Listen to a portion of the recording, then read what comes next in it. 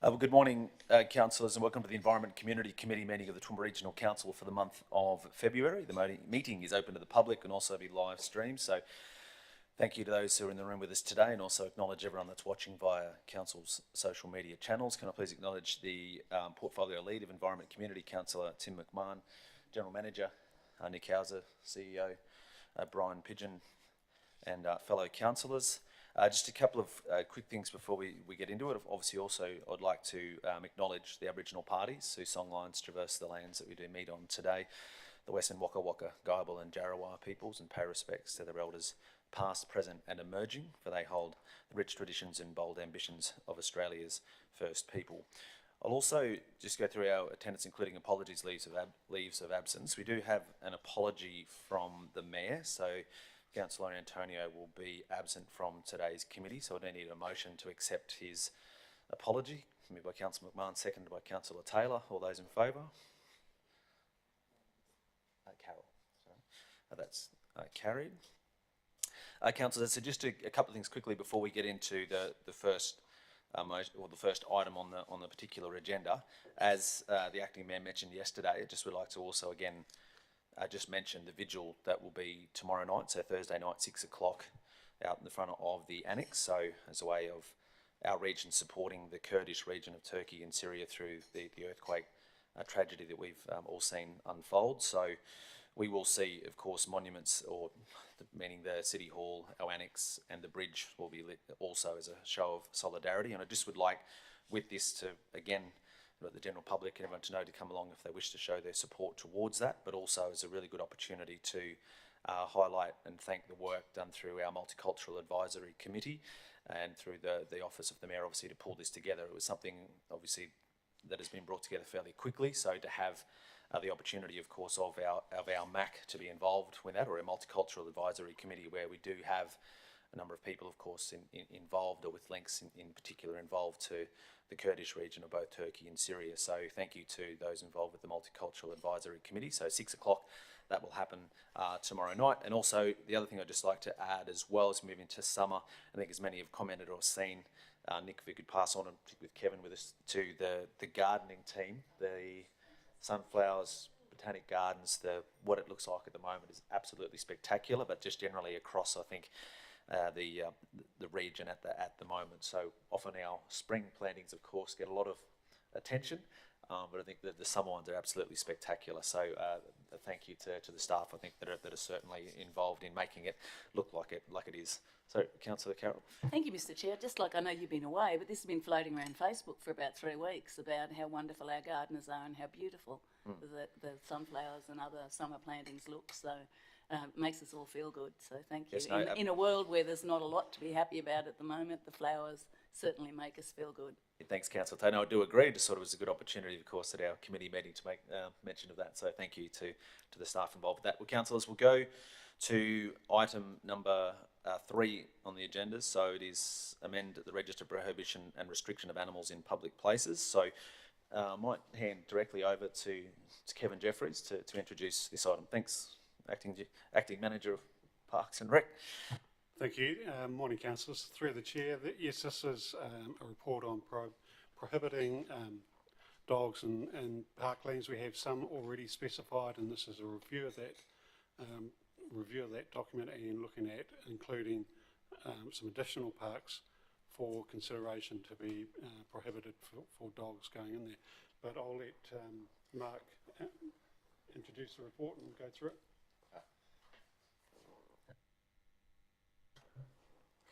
Good morning, councillors. Excuse me if I do draw breath or cough occasionally. I'm just recovering from a week away, so. Council, this one was originally presented prior to going out to public consultation, approximately 12 months ago now, in response to a public survey on attitudes to dogs in our parklands.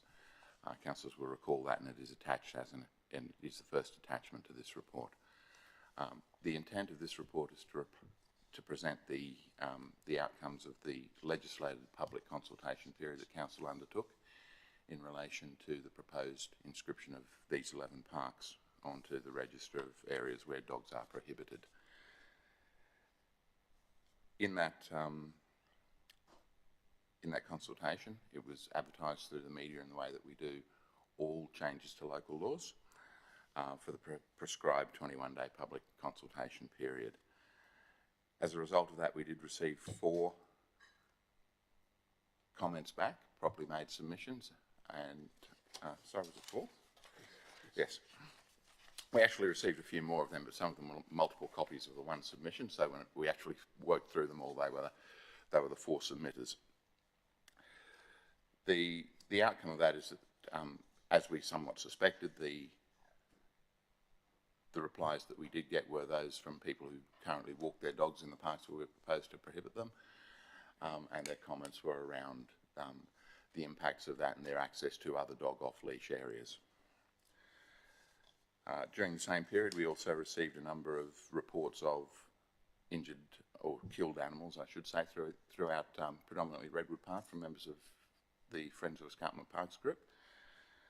Now, by extrapolation, it could be assumed that impact is quite wider, but those are the only ones that we have in evidence. As a result of considering those submissions, the recommendation is that Council still proceed to include the parks of Jubilee Park, Redwood, Tabletop Bushland Reserve, McKnight, Barry Griffiths, Flagstone Creek Park, Glen Lomond Park, Rutland Street South Reserve, Mount Peel Park, Cranley Park and Highfields Falls Park on the register of prohibition and restricted animals in public places as places where dogs are prohibited. This is in keeping with the previous recommendation, which recommended the same suite of parks for areas where dogs are prohibited.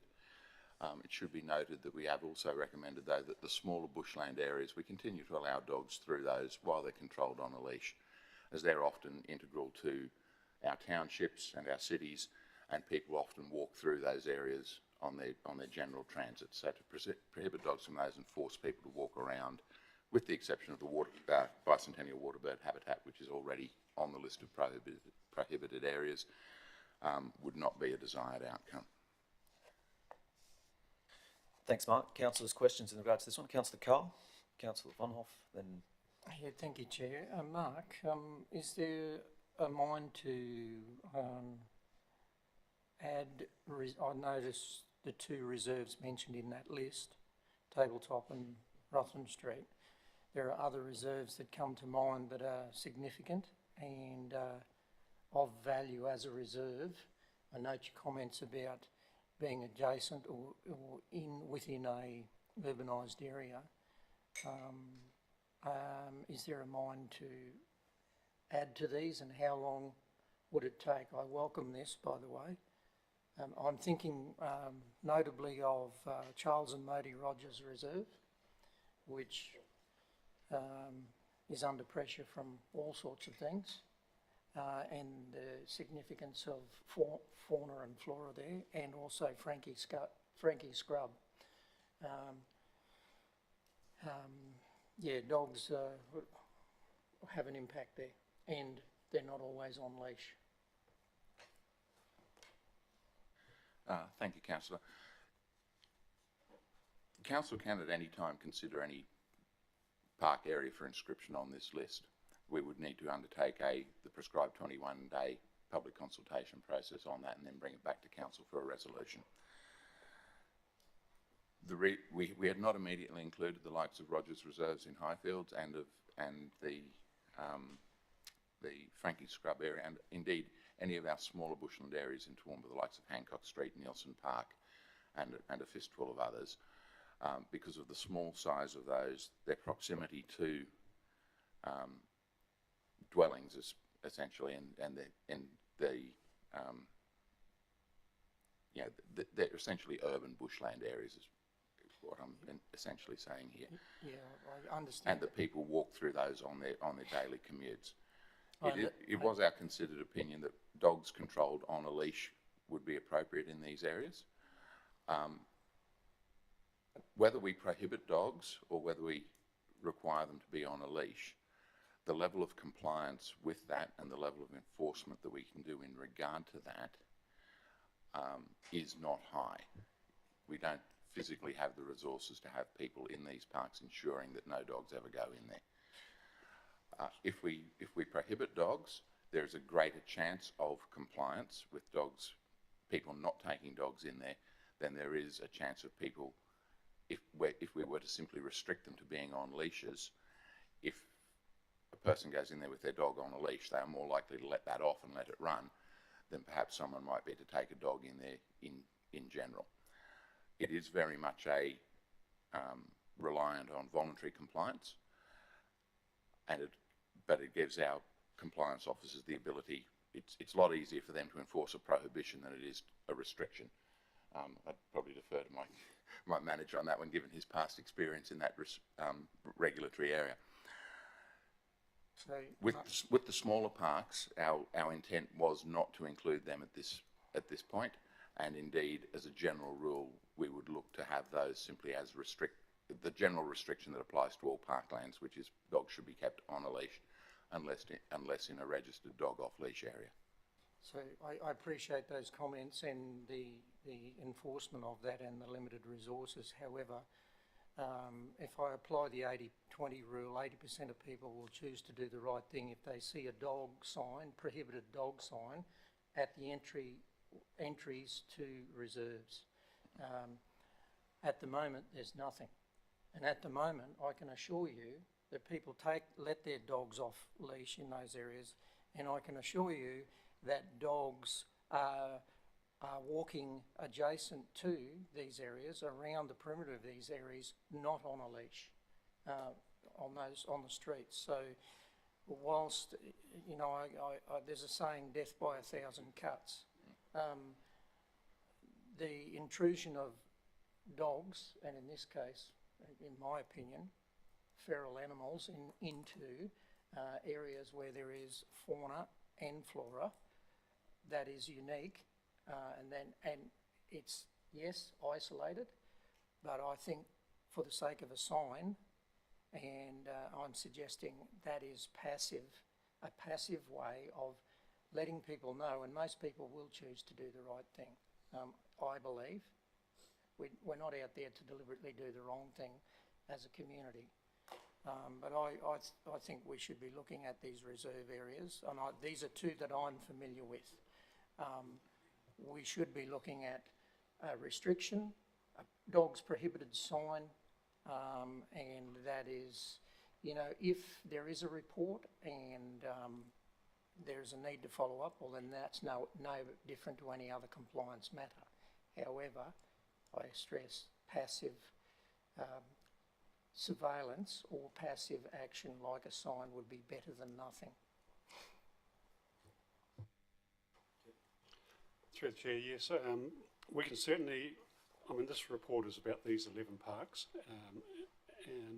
but we can do a review of other parks based on the reasoning that you've put forward, and the whole reason for this report is around those whole environmental issues around flora and fauna, and the incompatibility of dogs in those areas.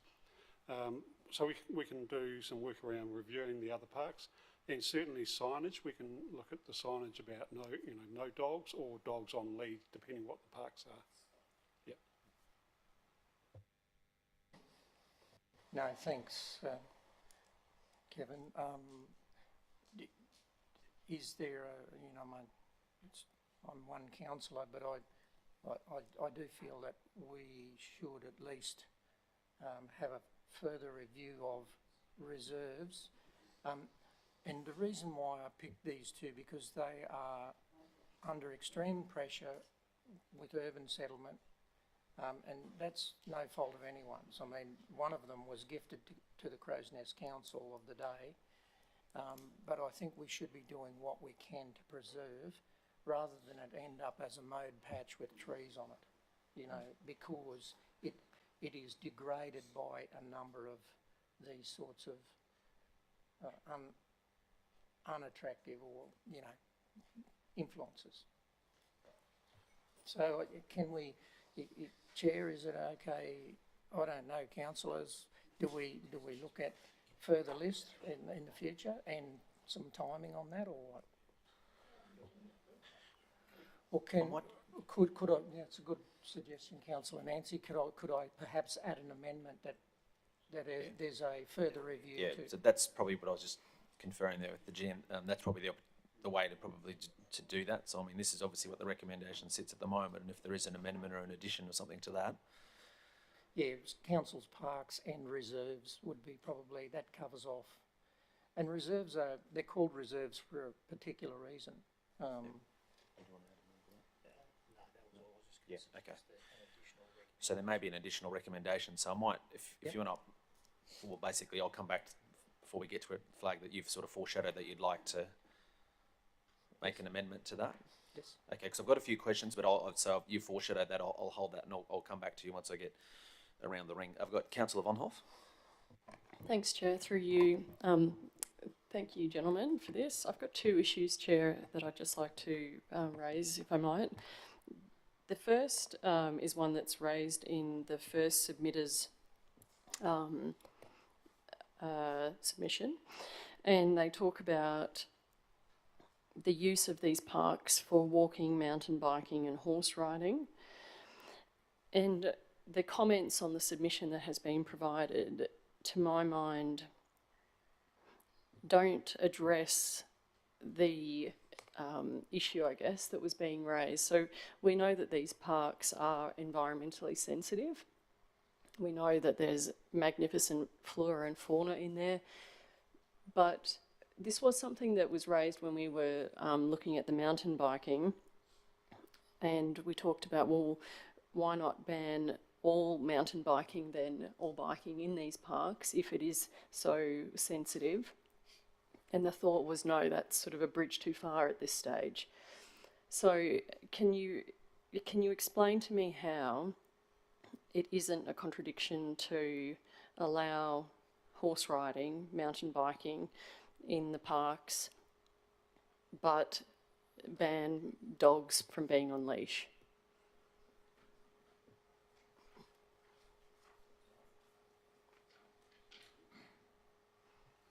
Thank you, Councillor. Council, as you're aware, we allow lots and lots of users in our parks, and we try and control various of them in different ways. Certainly the allowing of dogs on leashes in our parks is something that Council could continue to do, in the same way that we do allow people with horses, people riding mountain bikers, people walking, all of those other activities that we allow. Leaving out the ones that are purely human-centric, that don't involve another living being, the mountain biking and the like, and just dealing perhaps with the horses and the dogs. Horses in general are a non-predatory animal. They are unlikely to be let off in a park unrestrained to go and do their own thing. Dogs, however, are a predator. They do have an impact on our wildlife that horses do not have, and they are likely to be allowed to roam in our parks. That's the thinking behind it. Rightly or wrongly, everyone will have their opinion on that. But that's the way we've gone with this one. Okay. I'll be curious to see what some of my colleagues say, because the idea of the impact then, if that's what we're trying to address, if it's the impact on the wildlife, then I think there's a case to be made that there is significant impact with horses also being in the park, and what happens with their hooves, and also the biking. But the other issue that I wanted to raise, Chair, isn't really something that was raised in explicitly in any of the submissions, but one of them talks a little bit about it also being safer than walking on suburban streets, and it is this issue of personal safety. There will be people in our community, and I'd put my hand up as one of them, who would not feel safe walking by themselves through some of these parklands, but would feel safe to do that if they were walking with a dog. So have we considered a dog on the leash? So have we considered how prohibiting the dogs from these parks might also then have an effect on the ability for people to be able to enjoy the parks and feel safe doing so? They're remote. I guess perhaps if you haven't had that experience, to explain it a little bit more, they are remote, some of these stretches of parks, and there isn't anybody around, and if you are a person who is slight of frame, then it can be a little bit disconcerting to be by yourself, and then if you're walking with a dog on a leash, you do feel a measure of protection when you have that animal with you.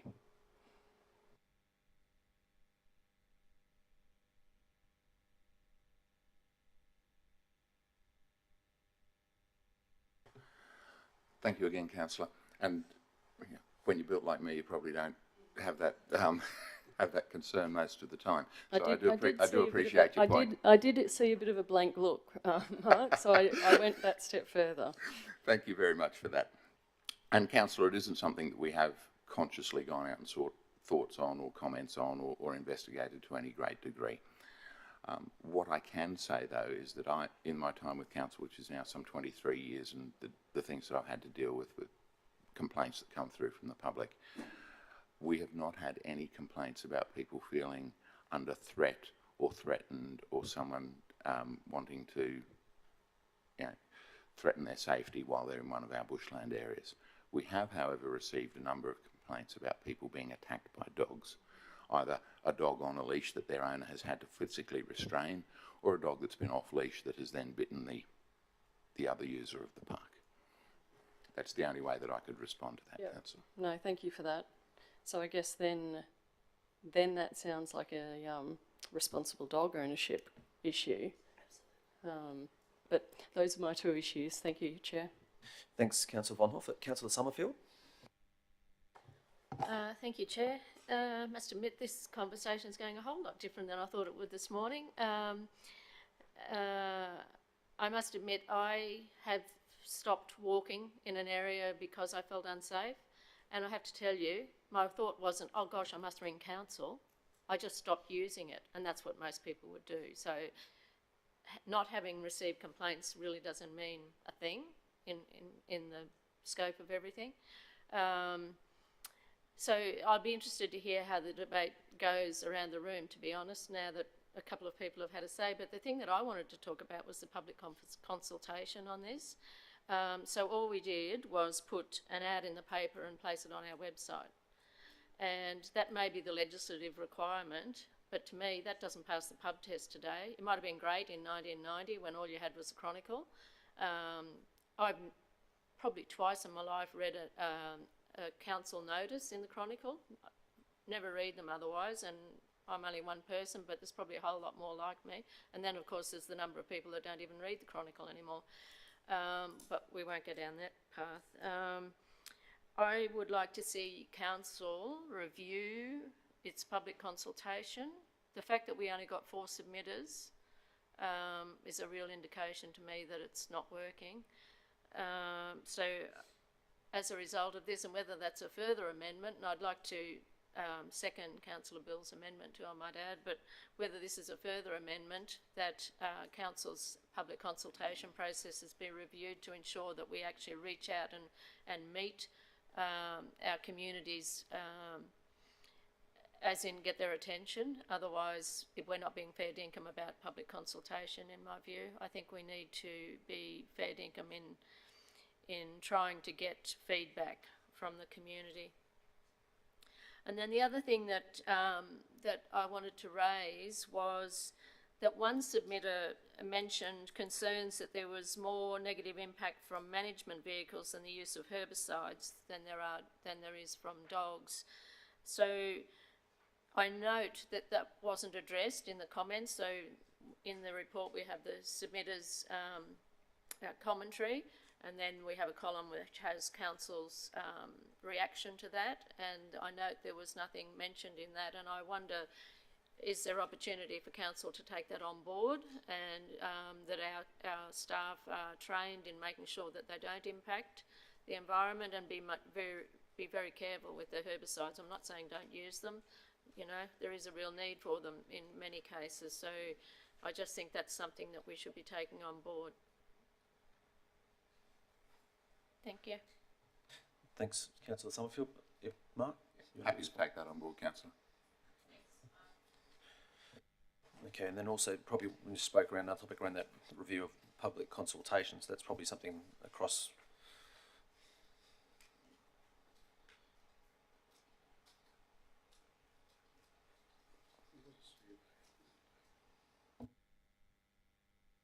just through the chair, yes, we'll take the consultation as well on board. There was a survey done prior to this, this last round of, and there was 682 responses.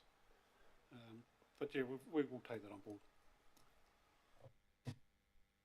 Thanks, Kevin. Thanks, Councillor Summerfield. Councillor Carol Taylor. Thank you, Mr. Chair. I have a few comments, if you bear with me. As a dog owner, a responsible dog owner and a dog lover, I have to disagree with Councillor Carl. One of the points, many responsible dog owners use these areas to walk their dogs after and before. I'm happy with what we've got in there. I don't agree with any more going in there.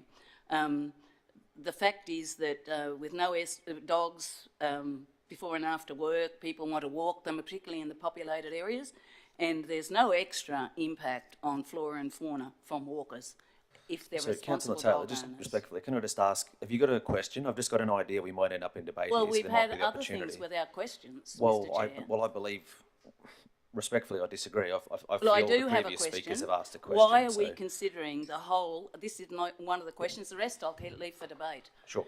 Because Thank you. we've had people here who don't have dogs and don't care about dogs and have different views than people who are responsible dog owners, and we're actually being sometimes impacted by that. But I do want to know why. I was sitting around this table when we purchased the area for Mount Peel, and it was, in my view, the reason I voted for it was because Westbrook is growing. There was very little green area around there, and the flat area on the west part of that park and around the edge of the actual mountain, it was seen as future green space and park area for the people of Westbrook. So why would we be considering the whole of Mount Peel as a non-off-leash, or not off-leash, sorry, I don't agree with off-leash in these areas at all. But I would like to say that there are areas at Mount Peel, there are people who live around there and they do walk, and I'm very aware that they do walk their dogs around there, and I'm of the opinion that I would suggest that there are areas that we could put there. And the other thing I'd like to mention, I had a very bad experience in Federation Park, very bad experience, and council's policy to date is not to put signage up unless it's an off-leash dog park. And I think that's a very silly thing to do, because ordinary people who come and pull up with dogs, see a bushland park, think they can let their dogs go. Why? And these people kept saying to me, there's no signage. So, and we did put it there, and I'm not criticising our people. I think that should work, but in the end of the day, we're in a world now that if it's not signed, people don't know and they don't really sort of care. So I think that that's one thing we should be looking at, and are we looking at that, signing all those parks, whatever we decide to do, if they're off-leash, if they're not able to be used by dog walkers, or if they're just leash-only dog parks, they should, particularly the bushland parks, they should be signed. And the Mount Peel question about the flat land around there, it's just flat land, it's actually of not much flora and fauna. The other comment I would make is that, following on from Councillor Rebecca's comment, it does seem very contrary to common sense to suggest that in steep country, horses and bikes don't disturb the soil. It may not be fauna, but it certainly is flora. So if you're talking about a dog walking through there on a leash, is not going to do any damage to the pathway, but a horse with their hooves, obviously shod, most of them, and bikes, they are going to do damage to the pathway and the ground that's around it. So I think that submitter has a very good point. I love horses as well, and I like bikes, but at the end of the day, council has to be seen to be fair-minded about this. And by the way, I support all those parks being put in there. I'm not speaking against that. I'm speaking against any other. But I just want to know those two things. If we're considering part of Mount Peel, because there's a lot of dog walkers up there, and the people who live there, that's their closest park. So, Thanks, Councillor Taylor. So I might refer to Mark or Kevin in regards to response to that. Councillor, regarding comments around impacts of all things. Yes, everything we do in the environment has an impact of some description. No one would debate you on that. And I note that you're not speaking against the inscription of these parks on the list.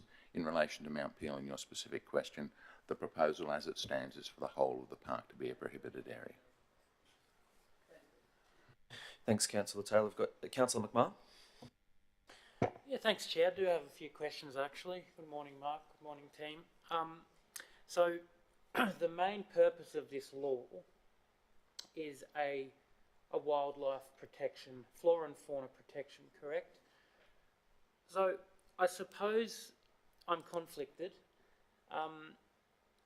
If you're going to Redwood Park and you've got two large pig dogs and you let them off leash to go run for half an hour, of course that's going to be an issue for wildlife. And of course I support, you know, banning them from parks, you know, Captain Koala over here. But if you've got Fluffy on a leash and you're sticking to the designated trails, and side point, if you're riding a horse or a bike and you're sticking to the designated trails, which is what they're for, I don't agree that they cause environmental damage to the same respect.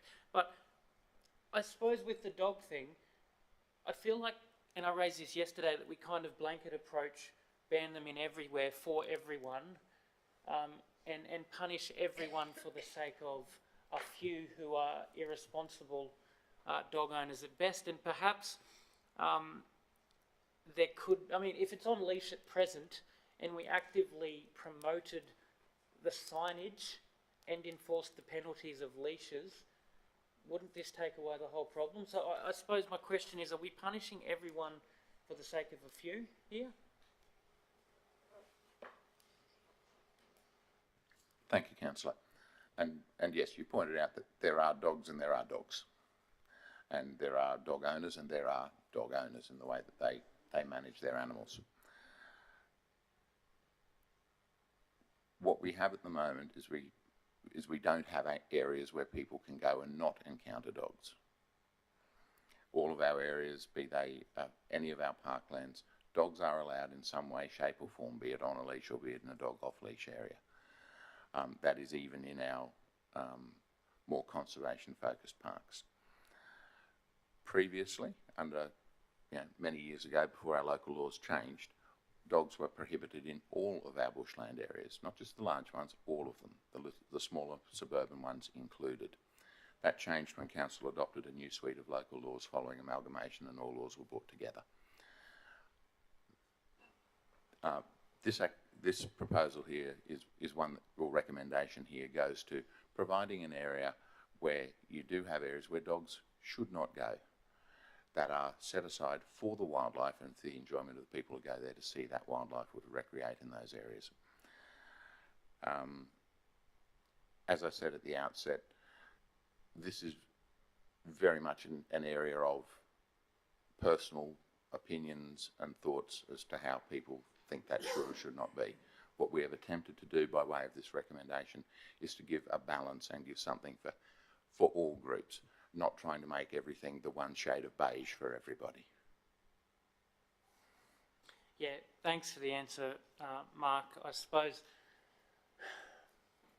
I don't know, I tend to think if we enforced the leash thing, one side of this argument is that, and we did it properly and we promoted correct animal ownership, that you keep your dog on a leash, you know, we'd probably fix most of our problems with wildlife being attacked in parks. My second question is, I wasn't seeing in the report, and I'm just asking questions, I'm not having an opinion check because I need a clarification. I didn't see anything in the report about actual statistics on wildlife attacks, and I know you said there's been a few in Redwood and others that haven't been reported, but perhaps one side of me feels like we've pushed this law out and there hasn't actually been too many examples listed that I read about where these attacks, is that something that we have statistics on?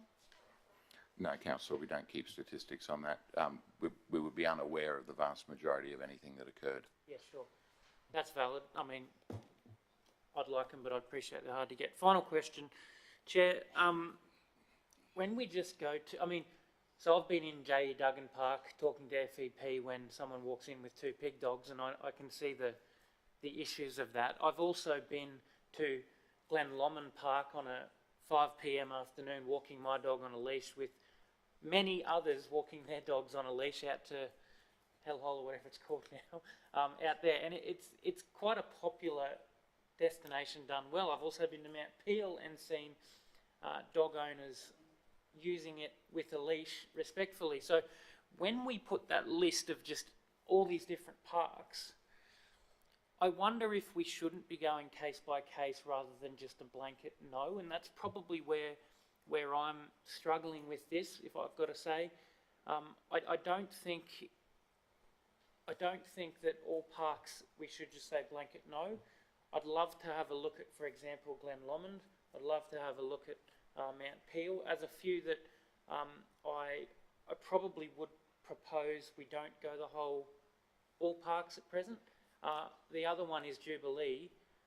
If we're riding mountain bikes in there happily, could you walk a dog on leash in there is, I suppose, what I'm saying. So I just probably need a little bit more advice, clarification on that to you, Mark, about can we go case by case, or are the environmental values the same in all, which is why we've just blanket ruled it.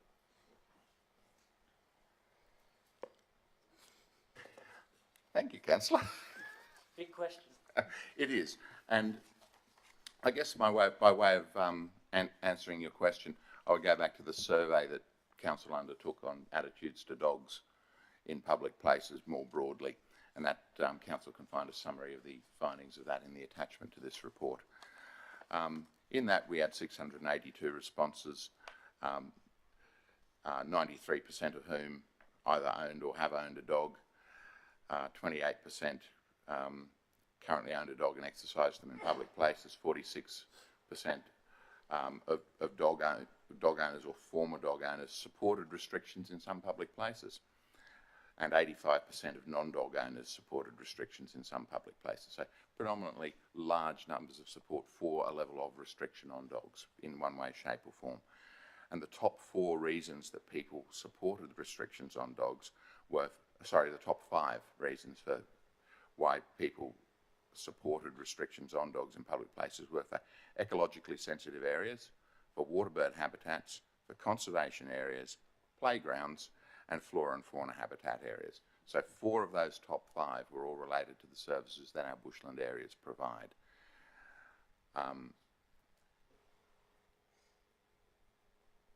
So our whole rationale was based upon providing that level of restriction in the sorts of areas where the respondents to the survey thought that those had advised us that those restrictions would be appropriate. Right, okay.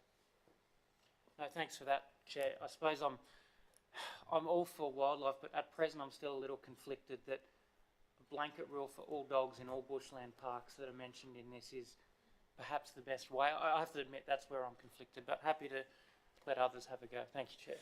Thanks, Councillor McGlone. Councillor O'Hara-Sullivan. Oh, thank you, Mr. Chair. I think Councillor Bonhoeff's point about women's safety, I mean, I feel that too.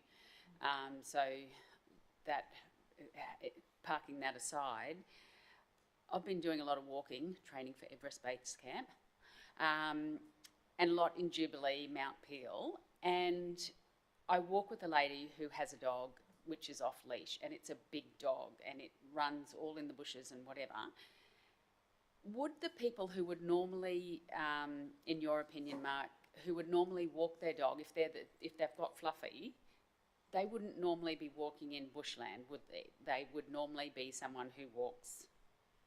I mean, I know that's a generalisation. It's a very difficult generalisation to make, Councillor. That said, in what I have observed over many years working in these areas, it is the larger dogs who are predominantly in the bushland areas that are further away and deeper into the bush. You'll often find people walking all sizes of dogs through the smaller bushland areas, the likes of the suburban bushland parks that we've not included on this, and especially the likes of even J.E. Duggan that Councillor Tim referred to earlier. There's a lot of people who walk their smaller dogs in those areas that are more urban in nature. So certainly from the feedback from Friends of Escarpment Park and acknowledging the work that they do, and they're often sending through photos of bandicoots and things that have been attacked by presumably dogs. If people like this lady that I walk with who have big dogs and they want to give them a big off-leash run, where would they currently go to then, apart from dog off-leash parks?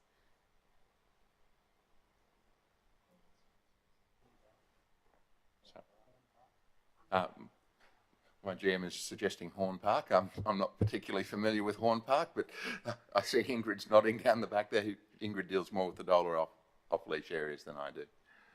So there's only, the dog off-leash parks are really their only option, is it? Within public spaces, yes. Yeah, okay. And we have 27 off-leash dog parks across the region, but Horn Park would be the biggest, most open that I could think of. But does that answer your question, or do you have anything further, Councillor? Yeah, no, that's all. Thanks, Chair. Okay, are there any further questions with this, Councillor McDonald? Thanks, Chair. Just through you to probably Kevin through GM. Can you just remind us what the penalty is for having a dog off leash currently in these parks is? I'd take that on notice. It's I believe it's 2 penalty points, which would be $287, around that sort of figure. But I can confirm that for you. That's right. And then from a, if I could, subsequent question, just from a historical,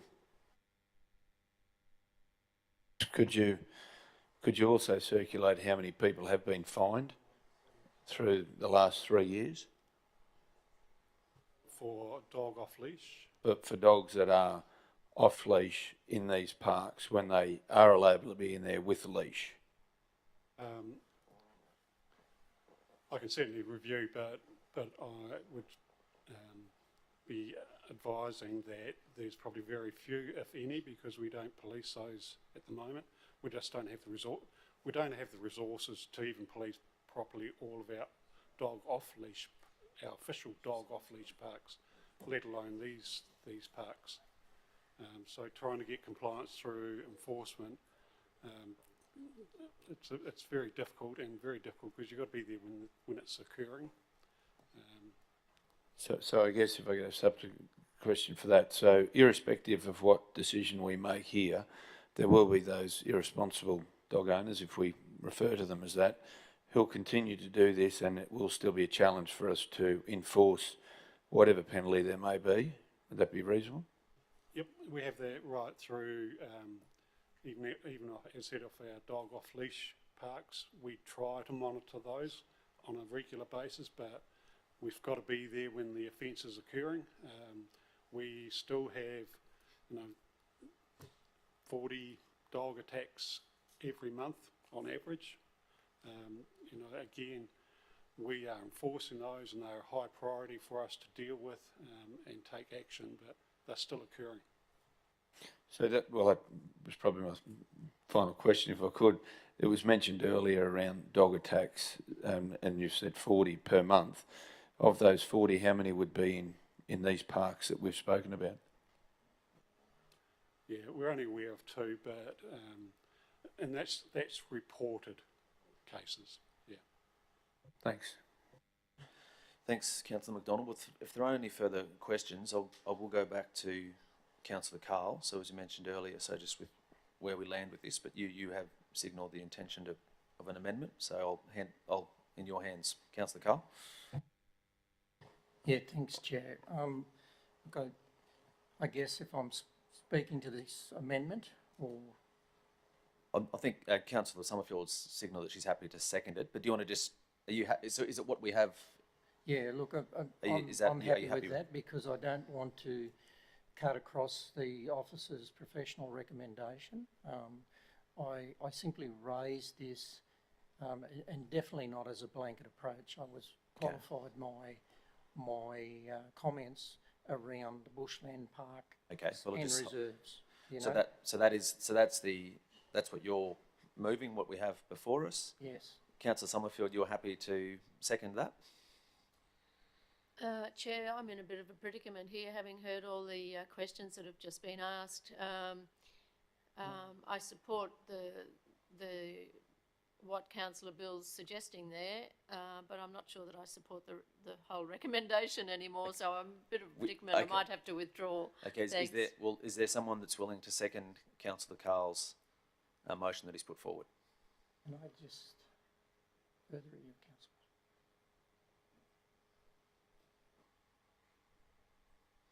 You're happy with, you're happy to Yeah, move and- what's before us, Yes. Councillor Carl? Okay. And, yeah, because I think as the pressures on these areas increase and population increases, I think this needs to be a rolling review, and I'd say Okay.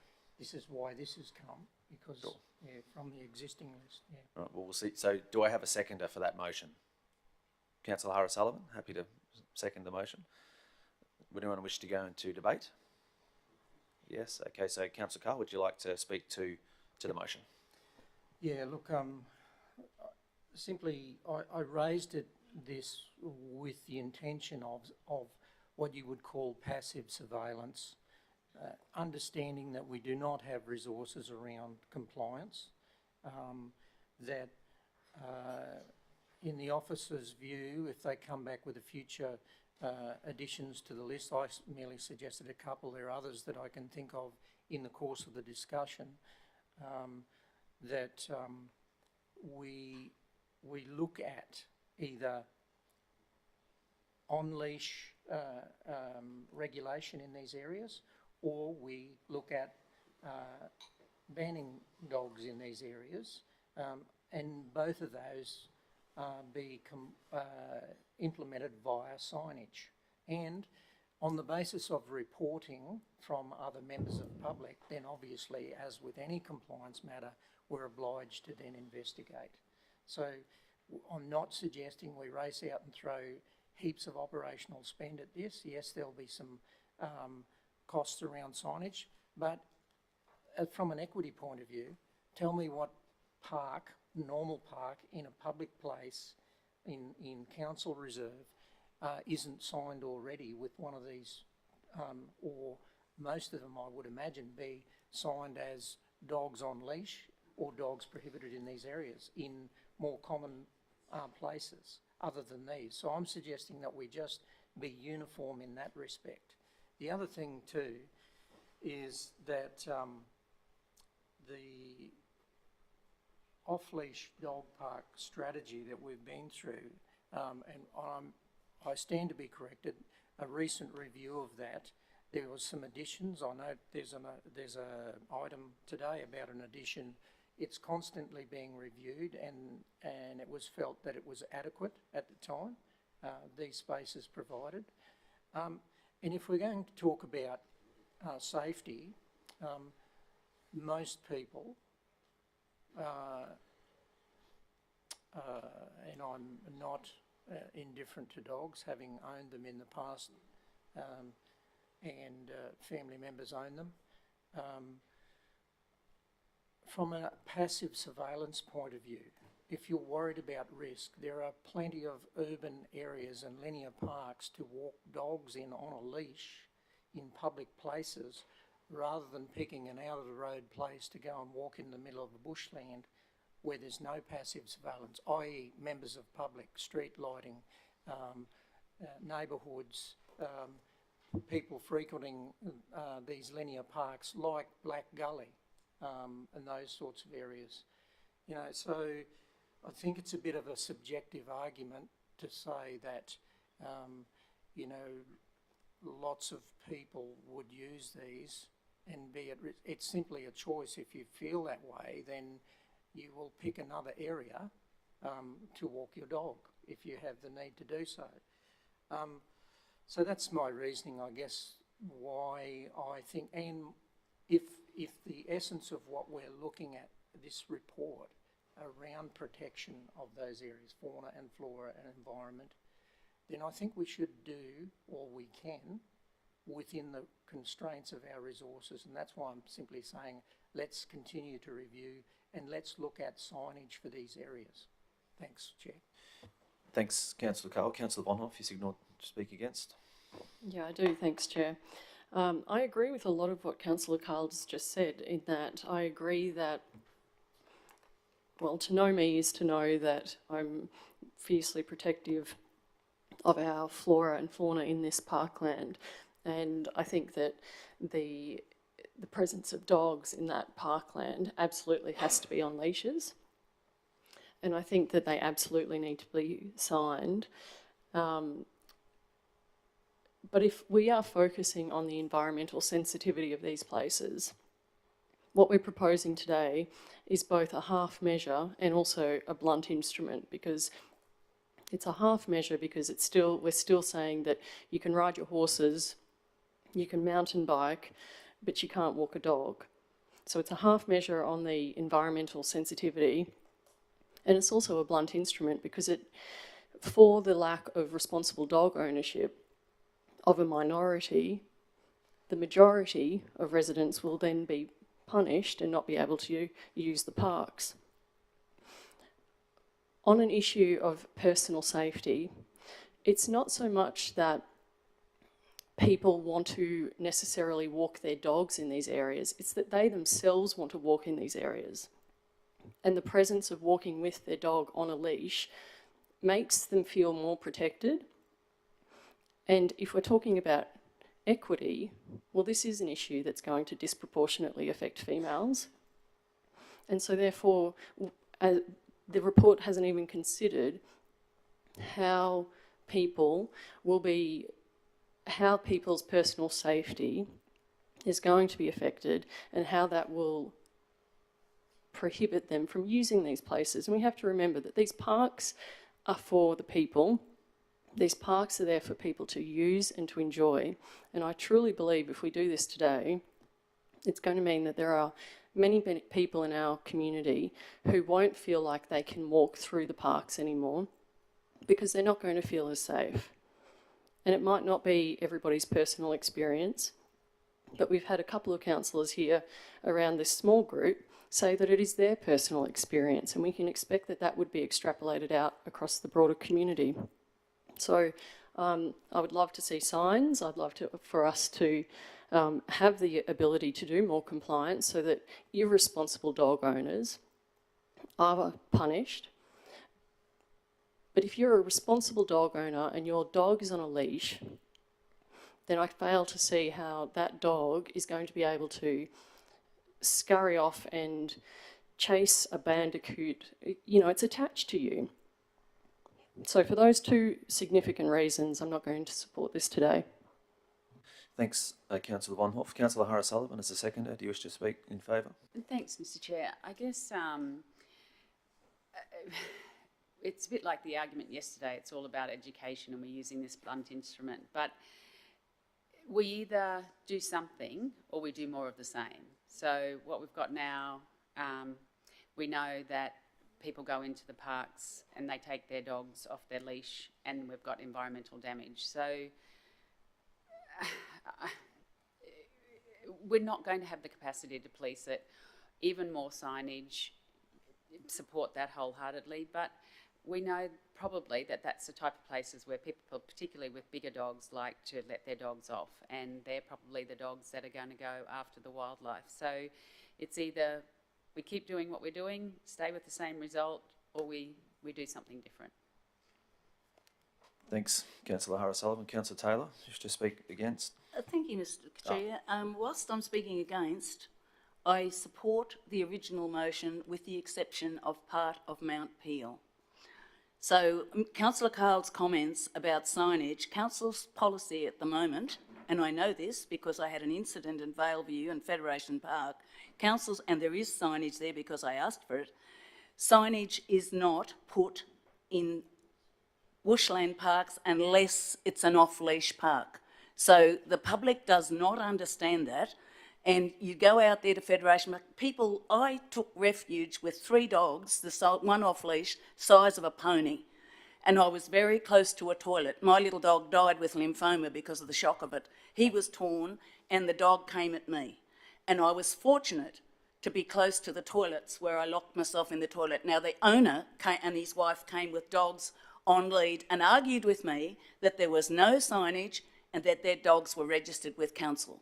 Now, I'm just pointing that out. That was years ago, and I had a lot of support from our council teams, but I'm just pointing that out. There is no signage in ordinary parks unless they're off-leash dog parks. So that needs to be addressed, particularly in these bushland parks, and we need to have appropriate signage that is easily understood by the people that are going there. We need to be very careful with what we're doing here. There's been a good point by a submitter that fauna is damaged by bikes, and it is, and the Friends of Redwood Park will tell you that, and also horses, as I've mentioned before. Parks belong to everybody. The parks belong to everybody.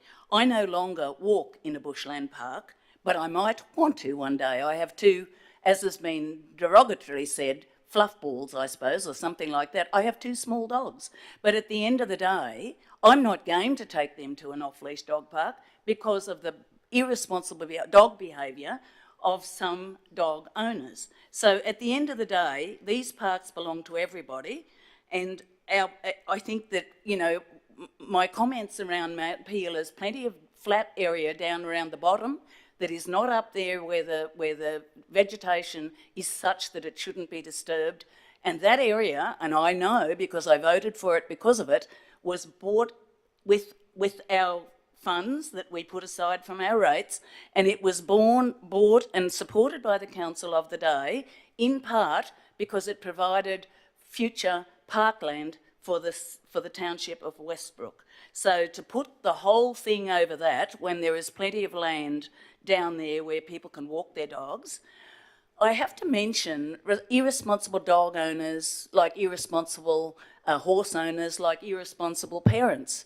They're going to do what they're going to do anyway. And we're not in the business of having to educate them. I mean, the only thing we can do is sign something and, you know, the penalties, as we mentioned about penalties, the question about penalties, Councillor McDonald, it doesn't matter really, because my little dog could have been killed, and unless they see that happening and the dog doing it, what is the penalty going to do? I mean, we're in the point we act on complaints rather than, we can't have someone everywhere, and we understand our teams do an amazing job, and it's an emotive issue, so it's very difficult for us to be surveilling every area, and we only work on complaints. So being sensible and pragmatic about this, I support all of those that are up there. I don't support any additions to them.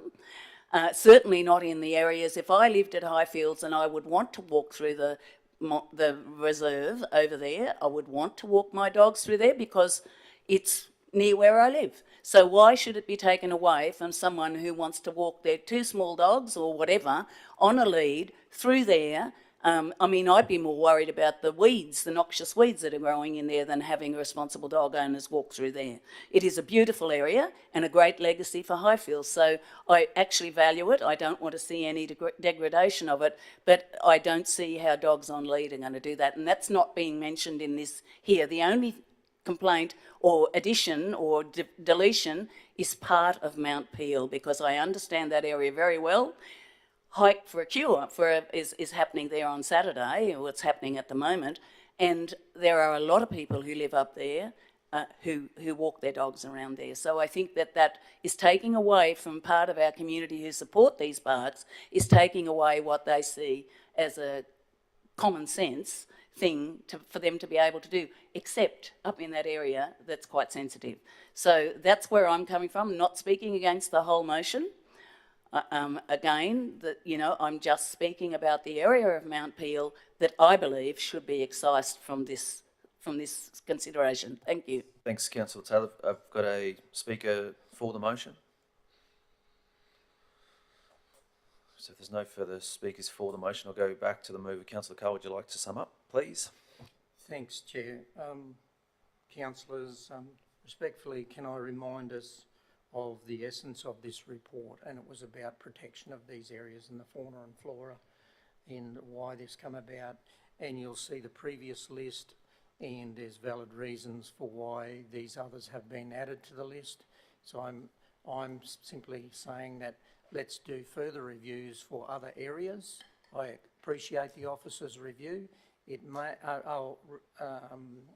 opinions about why others weren't included, but as we see community change with population and focus and direction, which we've seen in environment very, very critically in other areas, I'm saying let's do a review. I'm open to the officers if they want to bring back a review, including horses and bikes in the areas where those are permitted. Not against that at all. But I think I agree with Councillor Megan. We need to do what we can. We need to do what we can, and I'm suggesting that I go back to the 80-20 rule. Most 80% of people will do the right thing if there's a sign, as Councillor Taylor has rightfully said.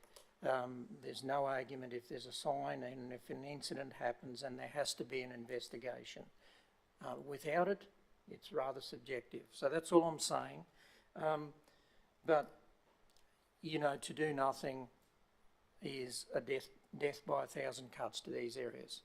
You know, one of these areas I walk through, and I'm not a user of one of these reserves. I'm just simply not.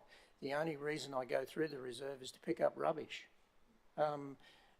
with a garbage bag, and I'll walk around the perimeter on my daily, or not daily, I wish it was, I'm not that keen, but a walk around my evening walk. I again remind us of the importance of these areas and their uniqueness and the pressure they come under with adjacent to urban settlement.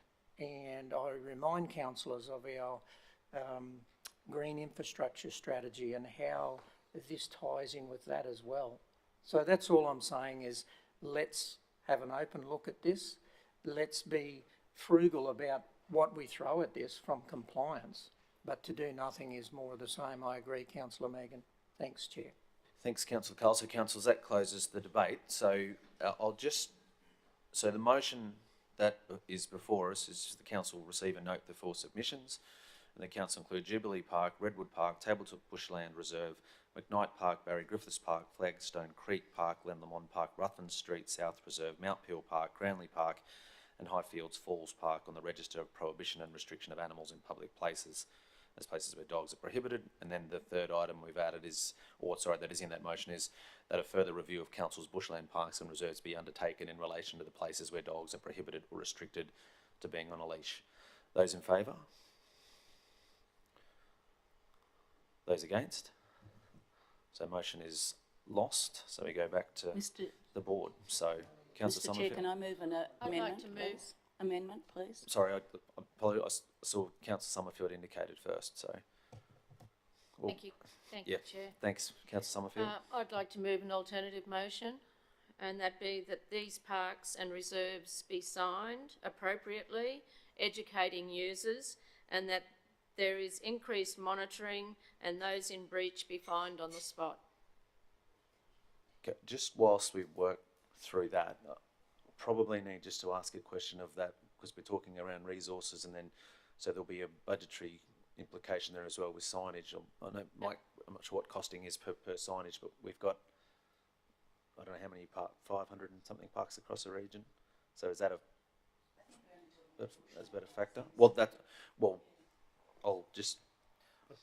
Thank you, Chair. Good morning, councillors. I probably understood the motion to be signage for these parks only, not for all 500 parks in the region. I actually think that I'm happy for that at this point, but I think that's something we should be working towards so that users do understand what what expectations there are of them when using the parks. Certainly parks where there's been breaches anyway. And that's typically our approach, I suppose. We don't have a proliferation of prohibition signage at parks throughout the region. It would be an attack on the visual amenity, I think, of the place. But we certainly assess risk and where there are known issues. We So look let's to start with introduce these that. parks. Yeah. And the other question was about resourcing. That's certainly a question for us to consider around, is it additional resources or is it a reallocation of resources from other things? So, you know, they're things that we need to work through. The resource impacts, if we were to take a more proactive approach to monitoring compliance and issuing fines. So just a question, if I might. So were signs going to be put up anyway in relation to today's outcomes, saying that no, you know, dogs are prohibited? So you've So got for that. these ones would have been signed Yeah. prohibited. The cost of signing these half a dozen parks or dozen parks here, I would suggest could be absorbed within existing budgets. I'm hazarding a guess. I'm sort of looking to Ingrid at the back of the room. She might have an idea. I'm suggesting probably about $500 a sign installed for us, you know, and some of these parks are big parks and would have multiple entry points and would need multiple signs, but it's certainly not going to push us into a position of financial unsustainability to do those ones. Thank you. Thanks, Nick. So, Councillor Summerfield, I'll leave Sorry, it with Wendy, yourself. did you get all those words? Yeah, so did you want to just confirm that with, well, I suppose the first item would be, one would be what it was, but then two would become,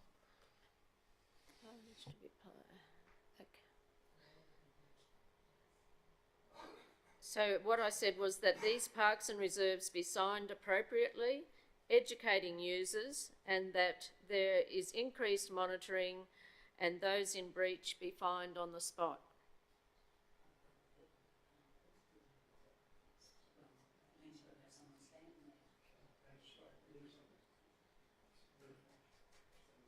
CEO said it probably would be all the words you use, sorry, CEO will issued with penalty infringements. But I mean, that's kind of what it is at the moment, as in, well, by our law. Except according to this report, there's very limited resources for our staff to be But actually- regularly out there on, and I'm not saying, as was indicated by an earlier person, that we have to have someone at every park. We know that. We know that it's staff going around keeping an eye on things and responding to complaints and that sort of thing.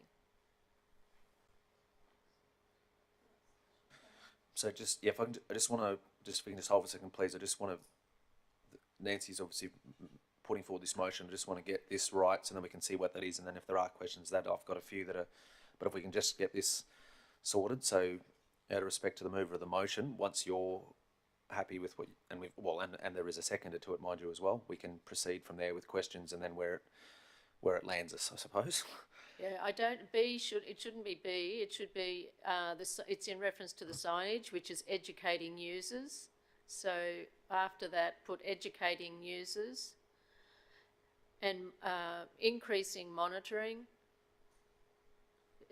B could be increase the monitoring and those in breach, yeah, thanks.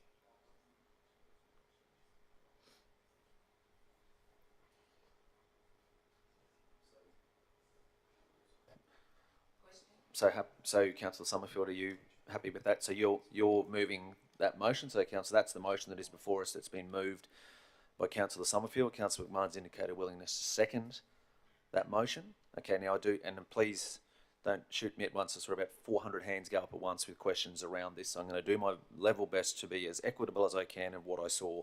I've got new glasses, so hopefully that's helped. Councillor Carr was the first that I saw. No, I was just going to call for a division of the vote, but that's next week. Yeah. Oh, next, yeah. Yeah. And Councillor Von Hoff? Thank you, Chair. Two questions through you to Councillor Summerfield. When you say arrange for signage, are you saying signage indicating that dogs need to be on leash? Yes, I am. Sorry, that probably should be clarified. Yeah, so we probably should add that to.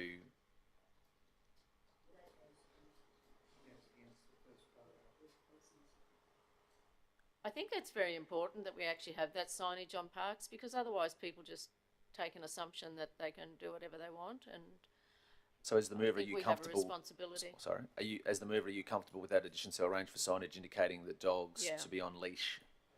to be placed at the entries. Yeah. Seconder has left the building. I'll assume that he's in favour. Is Tim? Did Tim leave? He'll be back in a sec. So I'll assume that with the. So just with say Councillor Von Hoff. So did you have any further questions to that point? No, thanks, Chair. Okay, so Councillor Taylor. Thank you, Mr Mayor. I was wanting to move in an alternate motion, leaving Mount Peel out until we've decided what should happen with it, but I was not seen. But I have a question to the staff, if I might, please. How many complaints do we get now?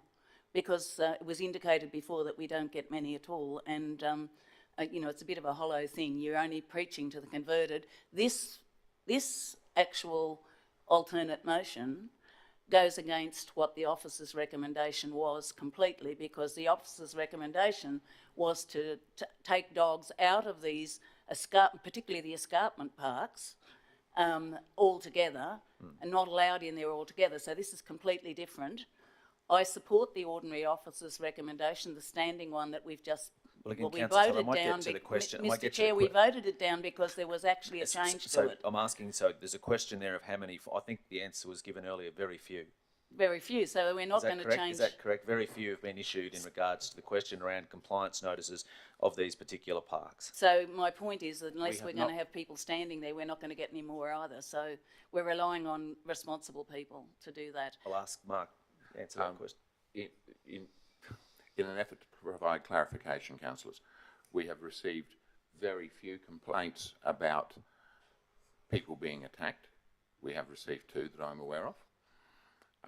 We receive multiple ongoing complaints from specific groups primarily around dogs continuing to be allowed, and especially off-leash, but dogs continuing to be allowed generally and off-leash very specifically within these bushland areas, and they are from the groups that work in there, the conservation groups that volunteer their hours into the parks. So another question, if I might, that would mostly be Friends of Redwood and groups like that, which they've put a lot of work into this over the years and are often, you know, not noticed. So I think that we need councillors. I just ask them to be very careful what they're considering here.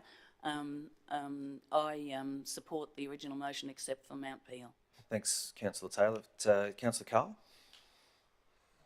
Just for clarification, is this a complete new motion that has been moved Yes. away from the officer's recommendation around prohibition and I'll confirm, Councillor. Yep. I'd flag that if this is lost, we go back to the original officer's motion. Okay, so Councillor Carl foreshadows if this motion is lost to go back to the officer's original recommendation. Okay. Councillor McMahon. Hey. Yeah. Alternate motion, which I flagged before this. Thank you. If this is In lost. your, sorry, in my, did you stated that prior Yes, to you I in your did. question? Yes. Okay, so by way of process, so Councillor Taylor has flagged an alternate motion, so that's where we sit if this first one is lost. Councillor Carl, I apologise that I missed that in your previous question. The Councillor McMahon. Thank you, Chair. Just talking with the motion that we have now, still happy to second it with those minor wording changes. I would just ask the officers, we currently prohibit dogs at the 3 dams and the waterbird habitat. I was walking my dog past waterbird habitat last year. I got in the front door and saying, hang on, I know I'm not supposed to be in here with the dog, but didn't see a sign up. Do we have adequate signing on those 4 places at present? My recollection is that we don't. Or can I take it on notice? Well, I can answer. Certainly waterbird habitat we do, because I've personally been there. But whether the signage is still there, we put signage up in a lot of places, and it doesn't last long. It's pulled down, it's thrown away, it's taken away. We have to constantly replace some of those signages. So at the time you were there, somebody might have taken it down. Right. No, thank you. No more questions. Happy to second. All right, so happy to second that. Yes, sorry, we had to check before as you're out of the room. I think you had Councillor McDonald. Do you have your hand? Councillor Shine?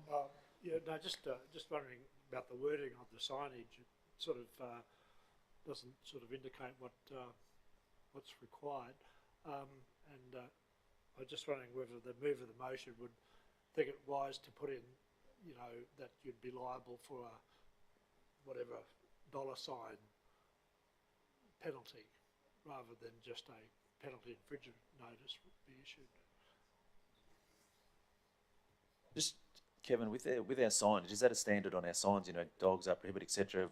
Infringement is, you know, penalty points, whatever, or no? Through Chair, we wouldn't put the infringement amount because that changes every, the penalty unit changes on the 1st of July every year, so would have to be up for updating that signage. We can put a warning on there that infringements will be issued. Councillor McDonald?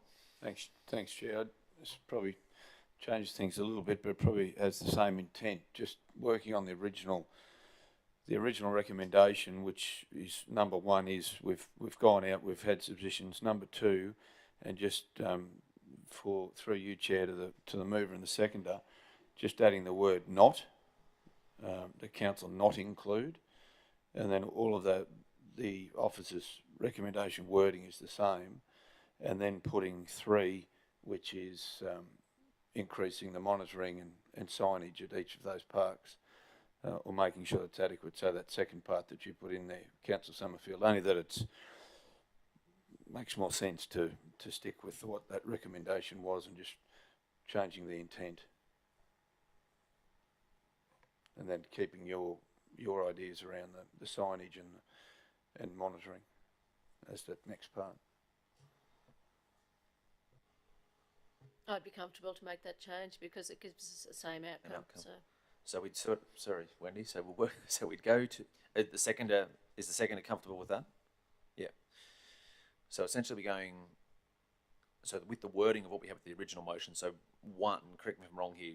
What you were suggesting is that 1 would be that council receive the submissions. Yep. 2 becomes that council doesn't include. So the word or not, or That's Council the intent. not include. yeah, that council not include those said parks into places where they are prohibited. 3 becomes arrange for signage indicating the dogs are to be on leash at all times at entry points, and increased monitoring. You could instead of listing all those parks again, you could say as number 2. So you Range for signage indicating the dogs to be at leash at all increased times. monitoring could be the 4th one. Parks listed in item 2 or something like that. Is that what we're? Okay. Wait until the environment groups hear about this one. I'll stand up with a clear conscience. Okay, so Wendy, so you're indicating, so as we said, 1 and 2 there, but having 3 as arranged for signage indicating the dogs are to be unleashed at all times to be placed at the entries, because we probably do have, Jan, we probably do have to list the parks again, indicating they're the ones that we're going to add the signs to, correct, or just for? So are we, as mover and seconder, comfortable with what 3 says there?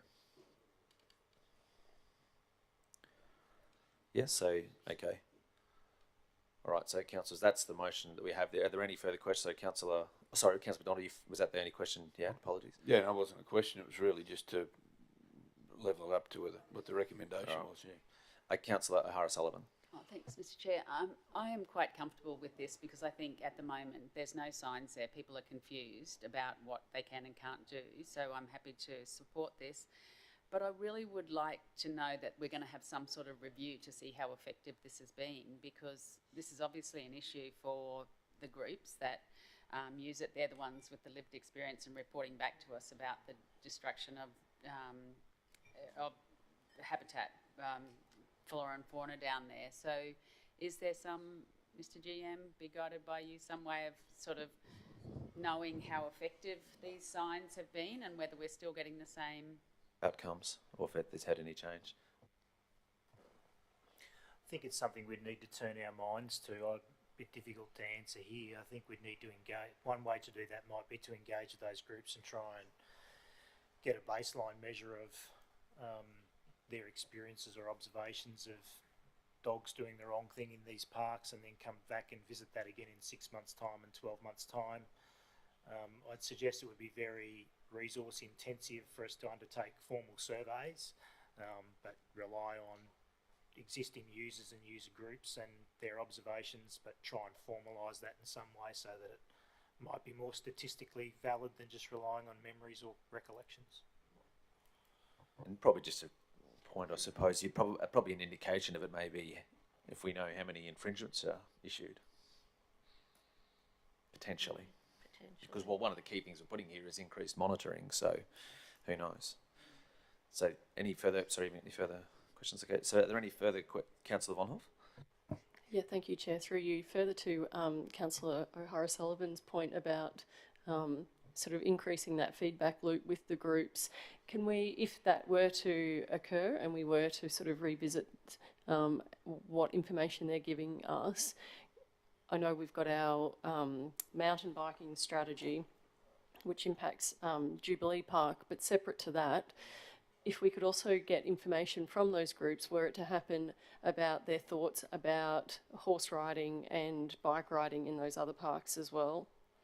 I suspect that they would like no more horse riding and no more bikes in those parks as well. So if we could take that all into consideration. So we'll take that into consideration. Thanks. Yeah, sure.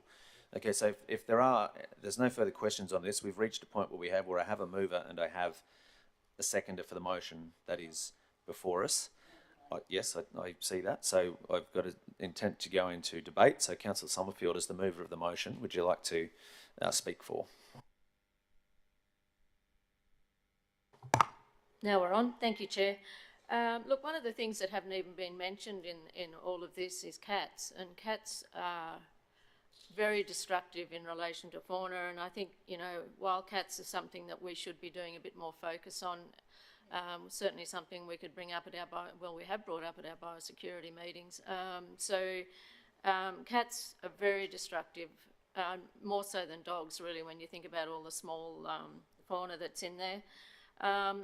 We're doing this because of the naughty, irresponsible people, and in doing that, we're punishing the good people, and the majority of the people are the good people, and so I just don't understand why we would be putting this extra regulation on punishing the majority instead of punishing the minority and making them more responsible for their actions.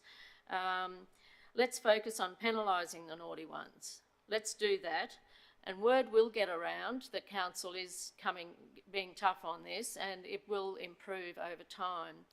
So I say, do the sign and do the fines, and let's get better outcomes from this, and also let's look at what we can do about the wildcats as well. I'm not going to go too long on this because there's been a whole lot of debate.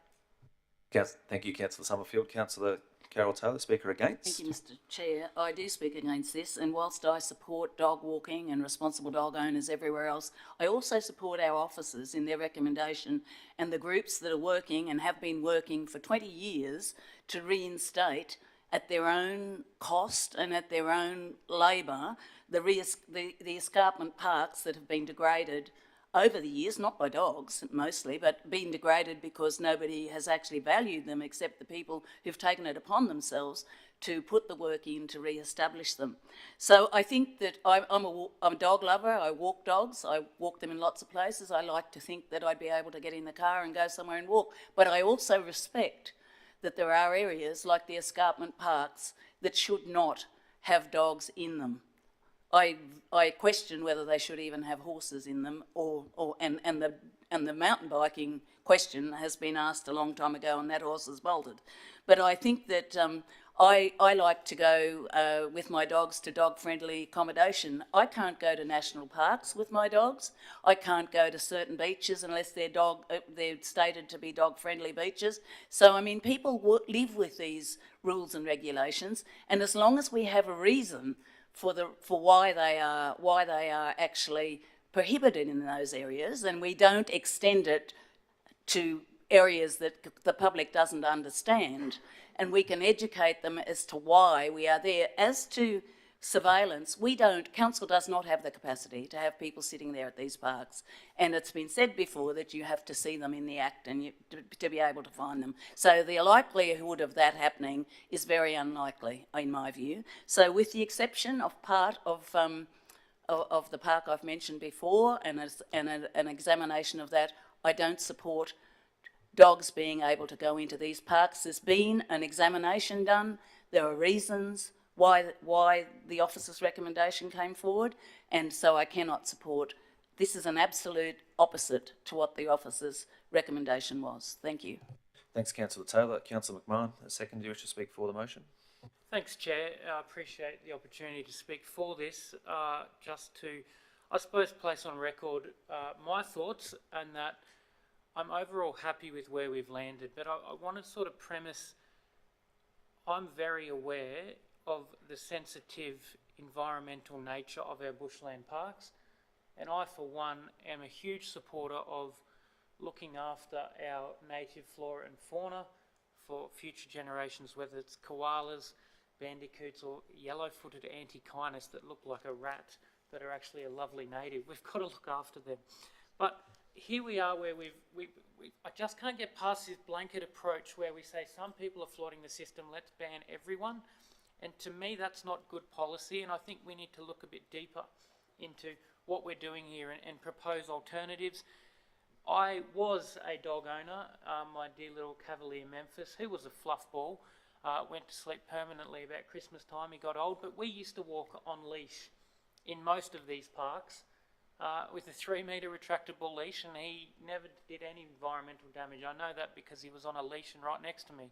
And I think that certainly there are many people who walk their dogs on leash in these parks responsibly and do as they should as responsible pet owners. Where I used to walk every day is Murray Clewett Wetlands, where there's a lovely sign up saying, keep your dog on a leash. Council officers regularly patrol this area, and it's the constant reminder of everyone on their daily walk. So I would propose that you walk into Tabletop or Glen Lomond and there's a big sign saying, keep your dog on a leash, maximum penalty, whatever it is, council officers patrol these premises, is a good place to start. And if 6 months, 8 months, 12 months, where we say, look, we've had no infringements given and we're still getting reports of wildlife being damaged, then we come back and have a look at it then. But I think we need to look at what we can do to make sure these parks are being used responsibly by all. I think the other point is, if we've had this rule, dogs allowed on leash, and people were breaking it, if we ban dogs, like, people are going to break that too. So it's not going to stop people having their dogs off leash. I think we need to work properly for all park users and make sure we get this right, make sure our environment is protected, and people are being responsible pet ownership. So look, I'm overall happy with where we've landed and happy to support this motion. Thank you. Thanks, Councillor McMahon. Councillor Cole, Speaker against. Yeah, thanks, Chair. I speak strongly against this motion because I think we need to think about the higher order and higher purpose and value of these spaces in question. There is ample opportunity for responsible pet owners to frequent public spaces outside of these areas. Make no mistake about putting this into a little box about environmentalist groups lobbying council. That alone is substantive enough. But I'm going to speak for the silent majority here, and that is the people that are outside of those groups that don't wish the invasion of dogs into their personal spaces or every part of the public realm. They actually want to frequent these spaces for a higher order and value, and the reason why they frequent these spaces, and they're not for dogs, those values and those reasons that they frequent these spaces, bushland parks and reserves, where flora and fauna can be observed passively without the disruption of dogs as one of the only one of the pressures of these areas, and I stress again the importance of our greening infrastructure strategy and where we're moving with that and how we need to protect the higher order and value of these areas. So I'm speaking for the invasion of their appreciation of these particular public spaces where dog owners can frequent many other spaces that are much safer too as well, for all the reasons I mentioned before around passive surveillance. So I stress again the original intent of this report was about protection of this higher order and more broadly appreciated aspects of these parklands, bushland reserves,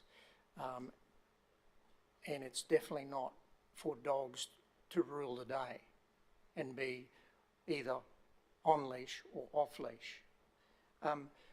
Because like all of us, we would have frequented a park in these areas and walked along a trail where there's dog droppings irresponsibly left. So it's not for these purposes, and that's why I speak strongly against it. And I do hope, my suggestion was simply a further review of further areas. I didn't see the complication, but I do hope that we at least move towards the officer's recommendation if this goes down. Thanks, Councillor Carroll. Is there a speaker for? Okay, so with no further speaker for the motion, I'll close the debate. Councillor Summerfield, do you wish to sum up? No, Chair, in the interest of time, I think we've well and truly had a lot to say on the matter. Thank you. Thank you, Councillor Summerfield. So I'll close the debate. So, councillors, the motion is before us. So this is the one that we've discussed here. So Wendy's just put it up here. Obviously, so we're receiving these submissions. I'll just paraphrase it. The council will not include those parks that we've mentioned here, and the addition there of 3 around signage indicating the dogs will be on leash at all times to be placed at those parks we've mentioned above, and increased monitoring and those in breach be issued with penalty infringement notices. So that is the motion. So I'll put that. Those in favour? 1, 2, 3, 4, 5, 6. Those against? 1, 2. So motion is carried. Thank you, councillors. Now it's 10:35. There's one more item in Environment Community. I'm not going to predict how short or long that will take. So I'm in your hands. If you wish to break now, or would you like to go through the next item? Mr. Chair, I'm happy to move an adjournment for 10 minutes. All right, we've got a mover for an adjournment for 10 minutes. We have a seconder, Councillor Shine. Those in favour? Well, that's carried. Okay, so we will resume at 10:45, councillors. We'll ring the bell at 10:45 to move on to the next item, Environment Community.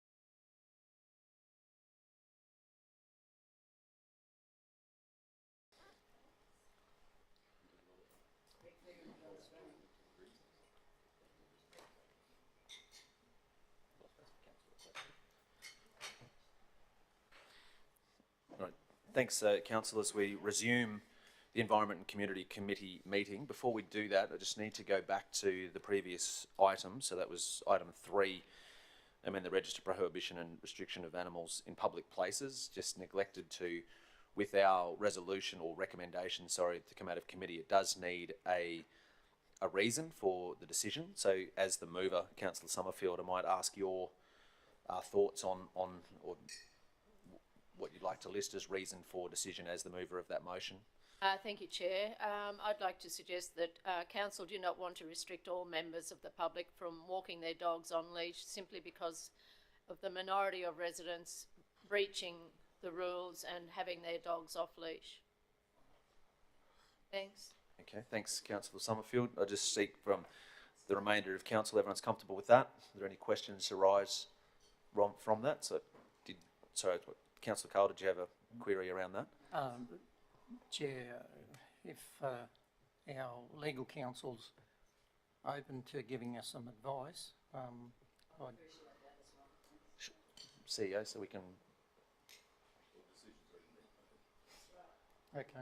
Okay, so Fair enough, but I'd suggest maybe between now and next week, there might be a good opportunity. there will be that opportunity. Yeah, us to be advised or at least expand on this item.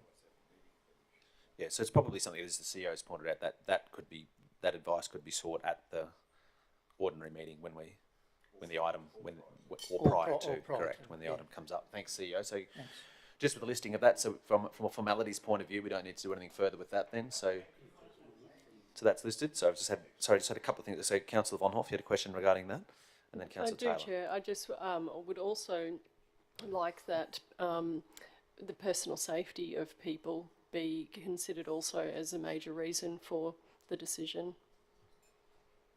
This wasn't considered in the report. I'll just get Wendy to scribe something here and we can.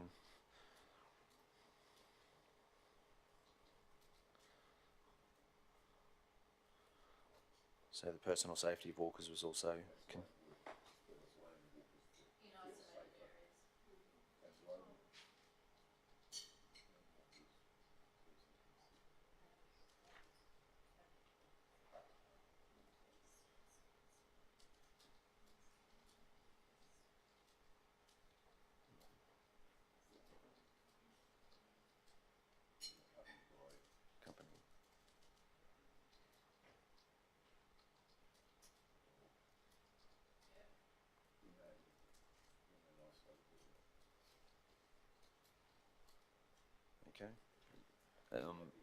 Comfortable with that, Councillor Von Hoff is listed there. Mover of the motion is comfortable with that as well, with that listing there. That's sorry, one more Councillor Taylor question regarding this. Thank you, Mr. Chair. Just a question through you to the CEO. I'd like to have a comment from our legal people prior to next week's meeting, if that's right. We could go to all councillors. I think I'd like to have that so I could have a think about it prior to next week, to the ordinary meeting. Thanks.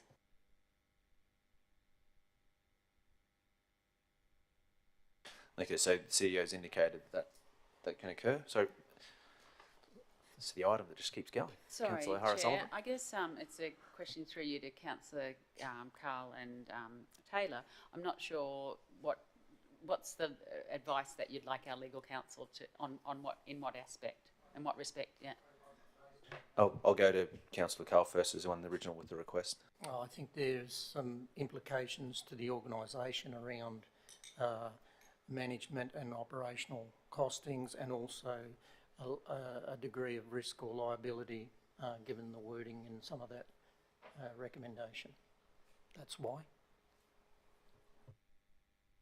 Did you have anything further you wish to add to that, Yes, Councillor I Taylor, do, based on Mr. the Chair. request? We've got an environmental advisory board, and we've got these groups that are working up there. And I think if council thinks that we're able to have compliance and surveillance up there, it depends. You can have anything you like, but it is a budget consideration, because at the moment it's like most things. We've got a lot of parks, so I think those things, our responsibility as far as the environment's concerned, and how and if compliance, how it would be done in a reasonable manner with funds, I guess, that we have, because we're very stretched in our budgets. Thanks, Councillor Taylor. Councillor Harris-Sullivan, that satisfies your curiosity with that? Great. Okay, so unless there's any other further issues, we can move on from item 3. So, councillors, we'll move to item 4 on the agenda today. So it's Tees Park South dog off-leash area boundary change. We've got Ingrid with us. Welcome, Ingrid. Thank you. Might hand over to Kevin. You wish to introduce this item? Thank you, Chair. From one extreme to the other. We're now talking about dog off-leash areas. It's a small change that's been recommended. I'll let Ingrid go through it because it is only it's a minor change after some of the consultation and park redevelopment that we've had in that area. Thank you, councillors and Mayor. Yes, just with this one, you might be familiar with the Tees Park Master Plan that was tabled to council back in 2020, which did include the preference from the community back then for additional separate fenced area for dogs to allow separation where it was necessary. The community felt this was very important, and further consultation that was undertaken as part of the local laws requirement has indicated no objection to that proceeding. So the recommendation is just that the new additional smaller fenced area be included on the register. Thank you. Thanks, Ingrid. Any questions? Councillor McMahon. Thanks, Chair. Ingrid, can I just firstly say that I've been to Tees Park lately, and after we endorsed the master plan, what we've got, it's quite a special place. You've done really well there, so just wanted a personal comment. Is the additional fenced off area for small dogs? Are we going down there, or is it other wording? There is a section in the report that would direct you to the background section where it does actually indicate that our current local law can't actually, we can't actually do that under our current local law unless the local law is changed. So that's something for council maybe to consider. If we actually do want to sign it as a area for small dogs only, we can't do that unless the local law changes. Okay, so what, Ingrid, what will be the wording now? The wording will be, here's another area for you to have your dog off leash, and it'll be up to the community to determine who can and can't go in. Well, it's self-regulated, so that's something that we've done in other area in our region. So North Rutland Reserve, just an indication of his 2 areas, and if someone's already in the one area and you want to go where there is no dog, you've got an alternative area to go in. So, Chair, just one more follow-up. If we as a council, we'd have to change the local law, is what you're saying, to have a large dog and a small dog area? Right, okay, thanks. Thanks, Councillor McMahon. Any further questions? Councillor Carol Taylor? Thank you, Mr. Chair, and Councillor Tim brings up a really good point, because I don't think that we could do that in all areas, but in areas where you have 2 separate areas, perhaps I think that would be really good. As I mentioned before, I don't take my dogs off leash because we've known about the tragedies that have happened there, and I think I couldn't live with it. So at the end of the day, if there's an area, perhaps it's something, and I don't know if it's appropriate to add it to this, that we have a look at areas that are suitable to have 2 different, a large dog and a small dog area, because here we have 2 different areas, and not all places do we, I understand that, but I think in areas like this that Councillor Tim makes a really good point, because I think that we would be able to do that here. So I don't know, I mean, I'm happy to move that we add that in some way, if this is the appropriate area we put it, or do we just have something that comes back later from our team here that tells us the areas that we could have separate areas for our smaller and larger dogs? Through the Chair, yes. Part of the work that Ingrid does when we do the consultation, and that's that came out in Tees Park, was the people wanting to have the 2 separate areas. The local law at the moment doesn't allow for small dogs, and I'm not sure how you would start to define what a small dog is, because some small dogs can be more aggressive than other dogs. Yeah, that's right. But when we do the consultation, that sort of information comes back. That's exactly what Ingrid's addressed here. There is the ability to do it here when we do consultation around other dog off-leash areas. If it's raised and as a consideration, we would bring it back to you as well. Just before I go to Councillor Cull, just on that, Kevin, so we do have a designated small, or Ingrid, small and large dog up near Griffith Street. Yeah, that's what I was saying. It's not signed that you can only have small or large dogs in there. It's Okay. more a indication of preference. So it's not a local law requirement attached to it. The local law requirement is that this is a dog off-leash area. Okay, It's so- just a indication of. Okay, sorry, I've been there for, I thought it did for some reason, but okay, so you can just put a fence there and then the community can regulate how or what, who goes where, essentially. Is that what we're sort of saying? Well, that's how the only way we can do it at this point in time. Yeah, okay. without the local changing. Interesting, okay, so, sorry, I've got, Councillor Cull? Yeah, thanks, Chair. Look, may I suggest that our responsibility here today as a board is to consider this report as an extension of the off-leash dog park. If we wish to do anything other than that, then maybe we request of the officers, not as part of this report, but there's a information session come back identifying the implications of what that might be from an organisational, operational, and the implications around that. But our responsibility here today is to consider this.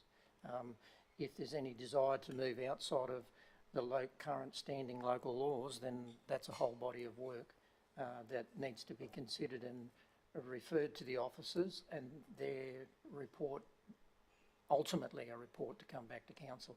And there's a process to change local laws that we're all aware of. So I think here today, let's consider this. If there's an appetite, then there's a request for an information session which will ultimately result in a further report. Thanks, Councillor Cull, and I'll just see through the manager or general manager, that's probably an appropriate comment. I mean, in terms of if we were going to deal with the process as opposed to trying to do it on the run, just for example.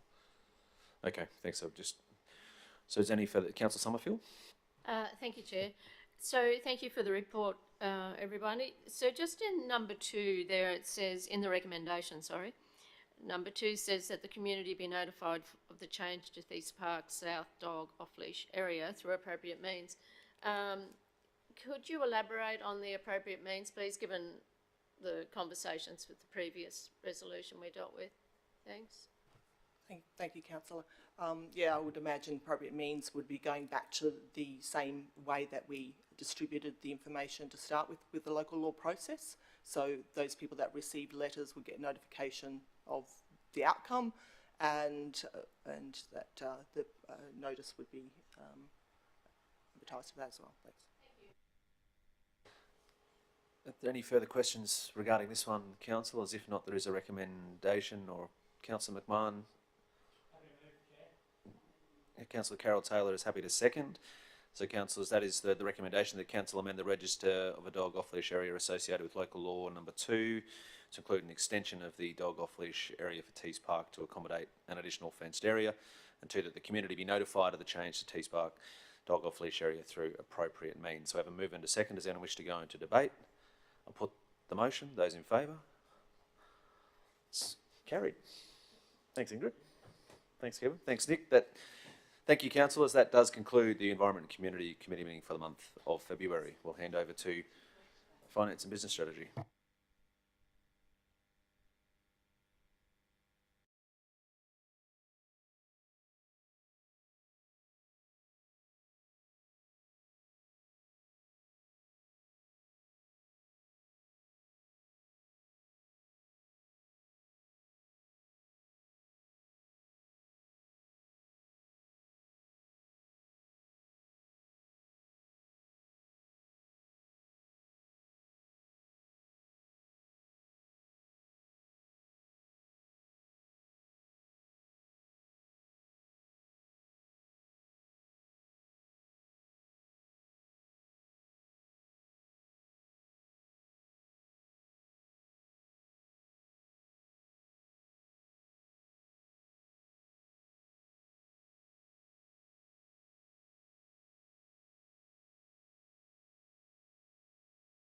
For the month of February, acknowledge councillors in the room and also CEO Brian, General Manager Anne-Marie, other officers, council officers in the room, and the members of the gallery. Thank you for your attendance in the room, and for those watching online, thank you for your attendance and interest as well. This meeting is open to the public and will obviously be live streamed. Can I begin, councillors, by acknowledging the Aboriginal parties whose songlines traverse these lands we meet on today, the Western Waka Waka, Guyabal and Jarrawa peoples, and pay respects to the elders past, present and emerging, for they hold the knowledge, rich traditions and bold ambitions for Australia's first people. We do have an apology today from the Mayor, Councillor Paul Antonio. Could I have someone move that apology? Thank you. Councillor O'Hara Sullivan, Councillor Carol Taylor. Moved by Councillor Megan, seconded by Councillor Carroll. Those in favour? Motion is carried. There are no other apologies for today. Any conflicts of interest, if there are, councillors, of course, we can raise them at the time. There's none listed at this stage. Okay. Councillors, we move to item number 3, which is the operational plan Q2, July through to December.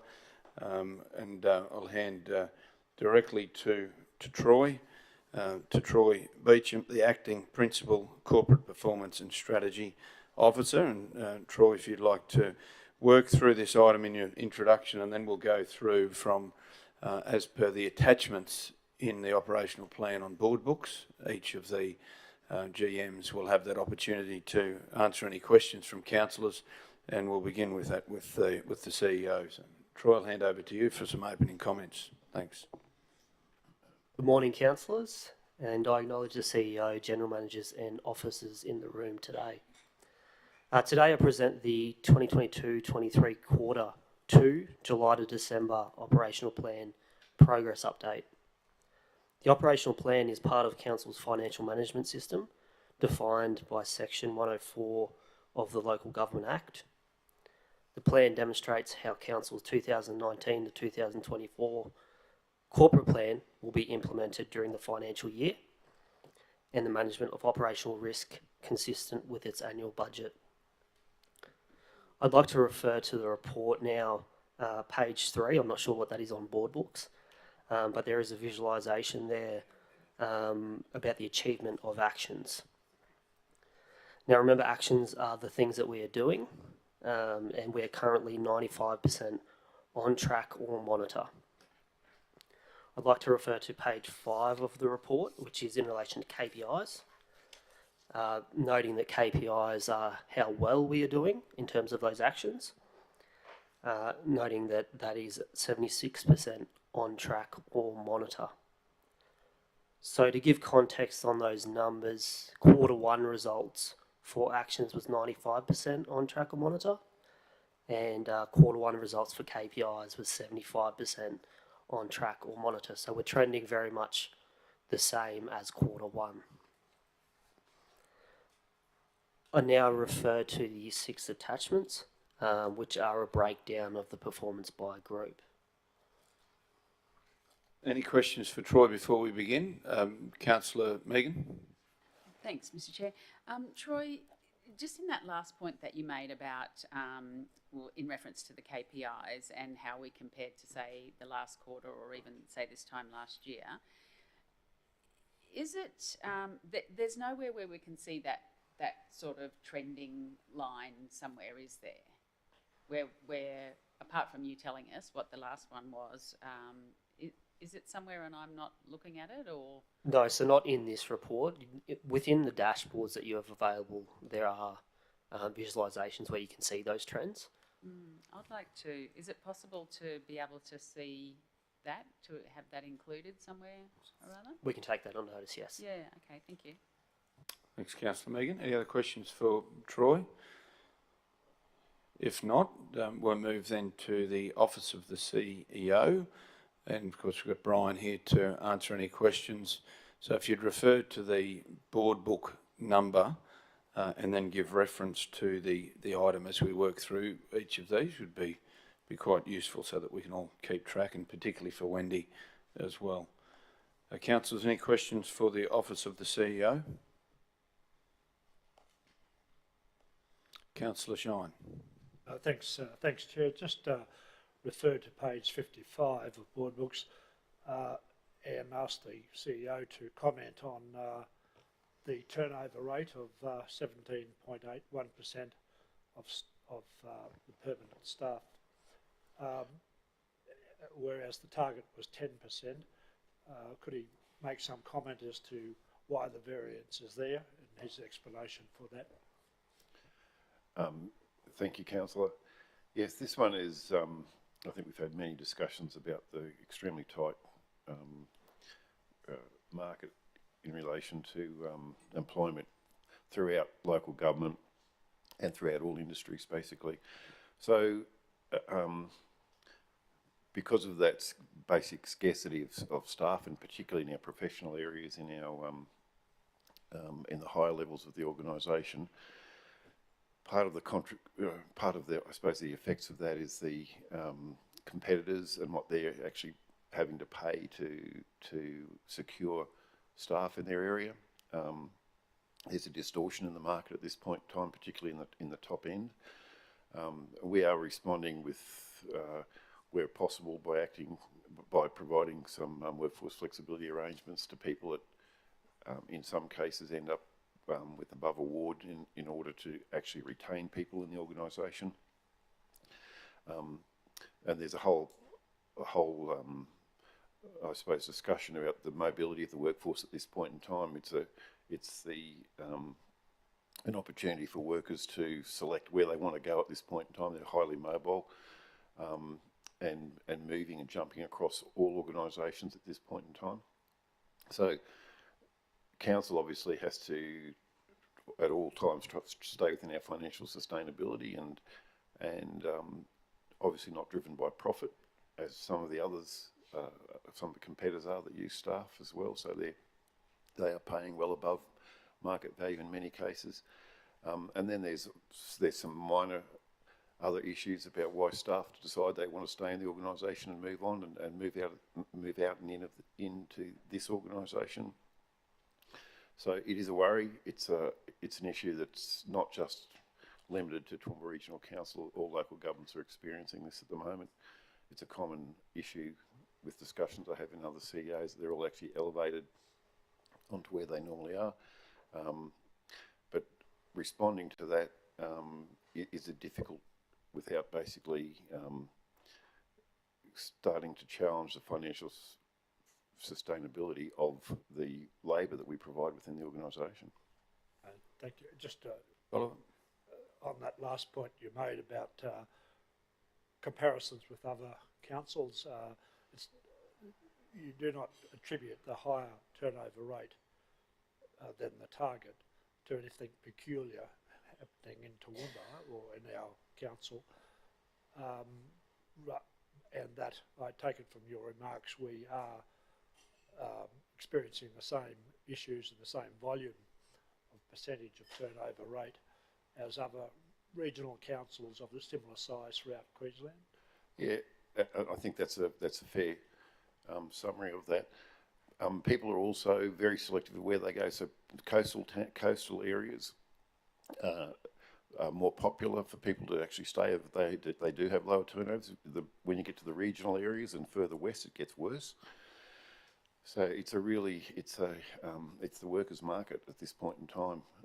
There's nothing greatly peculiar about what's driving that within our organisation, if you look at it singularly as the organisation.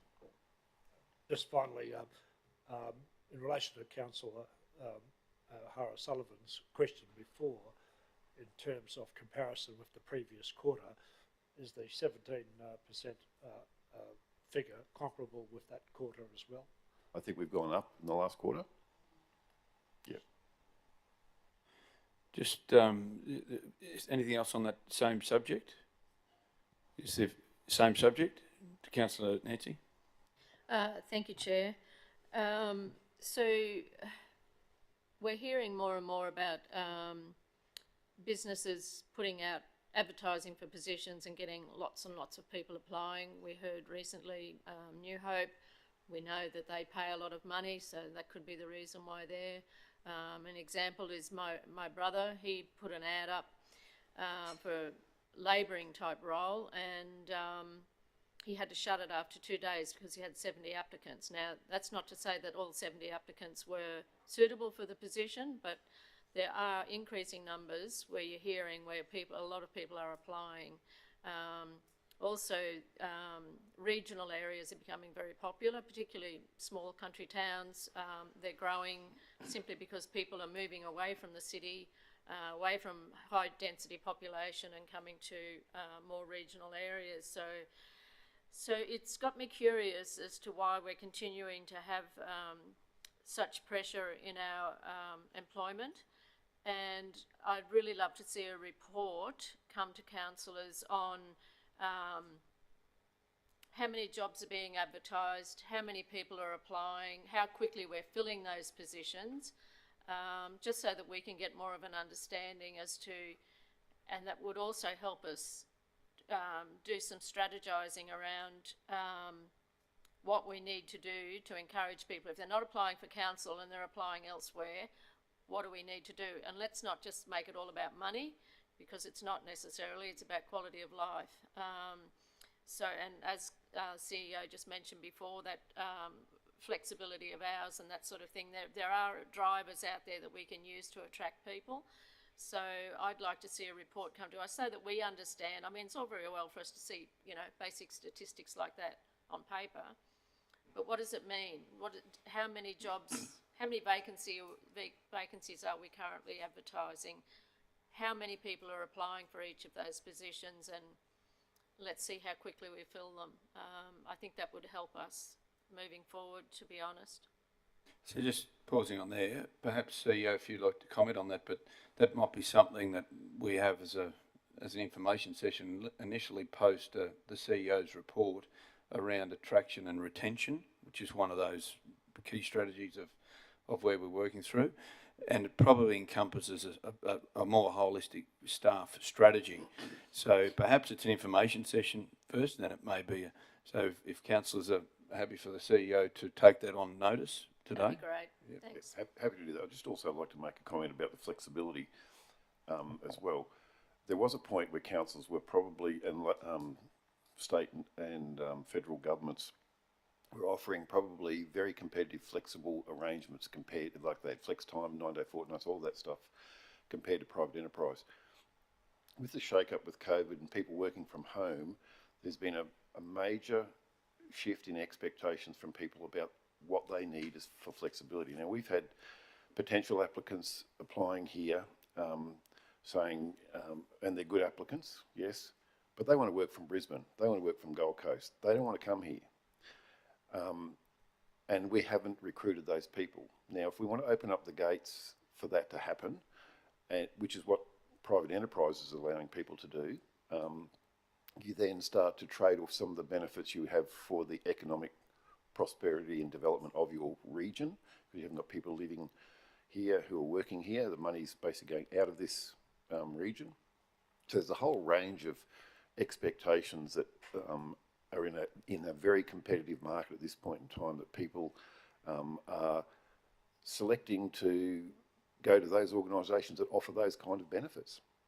So we are in a different kind of market to where we were a couple of years ago. But that's just one of those things that we would need to consider as part of this proposal. We're talking about having an information session to actually unpack some of that information that's behind some of these statistics. So I think that brings Ross to a good conversation to have at a session. So if you take that on note, and from a timing perspective, how that goes, it may then develop into a council report if need be. Now I've got same subject at the moment. We'll go. So Councillor Rebecca, then Councillor Carroll. Thanks, Chair, and thanks, Councillor Summerfield and Chair, for your suggestion about the information session on this. Previously, I believe it was in the first half of last year, we did receive some figures with comparisons between Toowoomba Regional Council and Brisbane City Council, Gold Coast, and then further out west as well. I think it was last month or the month before I asked if we could be provided with an updated set of figures with that comparison. If those could be included in that information session, I think that would be really helpful for us. The CEO's writing madly here, so that's good. Thank you. Councillor Carroll. Thank you, Mr. Chair. And just on the subject of, for instance, engineers, Australia is very short of engineers. We only produce 50% of the engineers we need here, and there hasn't been any skilled migration for the years of COVID, so huge competition for them. And some of the small rural, particularly isolated councils, what they're paying for their CEOs and senior staff is quite unbelievable, and thrown into that is flights home, you know, so many days on and so many days off. So it, and they have no choice. So it actually comes back to a huge, huge cost to them. So I think we're just one of many fish in a pond, and whether you like it or not, money does speak. And, you know, you can't blame people with the cost of living rising and other things. So would be good to have as long as it's not too much, and realise how stretched the organisation is and the workload that's there, but it would be helpful to have a reasonable look at all of those things. Thank you. Thank you. Same subject. So, Councillor Megan, you had your hand up next. The same subject or a different subject? So just before we go off that, and perhaps it's a question on notice through to Troy, just doing the math from 118 permanent exits to a head count of 1325 is nowhere near 17.8%. So, and I know there was some methodology around how that was worked out, but for someone just reading that, I think it's a bit confusing. It's under 9%. So, it's a rolling percentage. But if it's a rolling percentage, somehow we need to capture that within the comments, because it doesn't equate to what we're saying. If that's only a suggestion, maybe you can take it offline and work out how to do it. But I know we've had this conversation before. It's a rolling total, but the commentary needs to reflect that somehow, because the commentary doesn't match with the actual, in my mind. Mr. Chair, if I could just make a simple comment. It's based on 100 permanent exits over the first 2 quarters, so that's half of the year. So you would expect, using a straight line estimate, that it would be twice that number over the year. That's why when you do 118 divided by 1325, you probably come out at half, as you said, about 9%, which is half of that 17.8. So that's what we're calling an annualised percentage. Taking your point, we could put a formula or a better description there, so it's a bit easier for people to understand.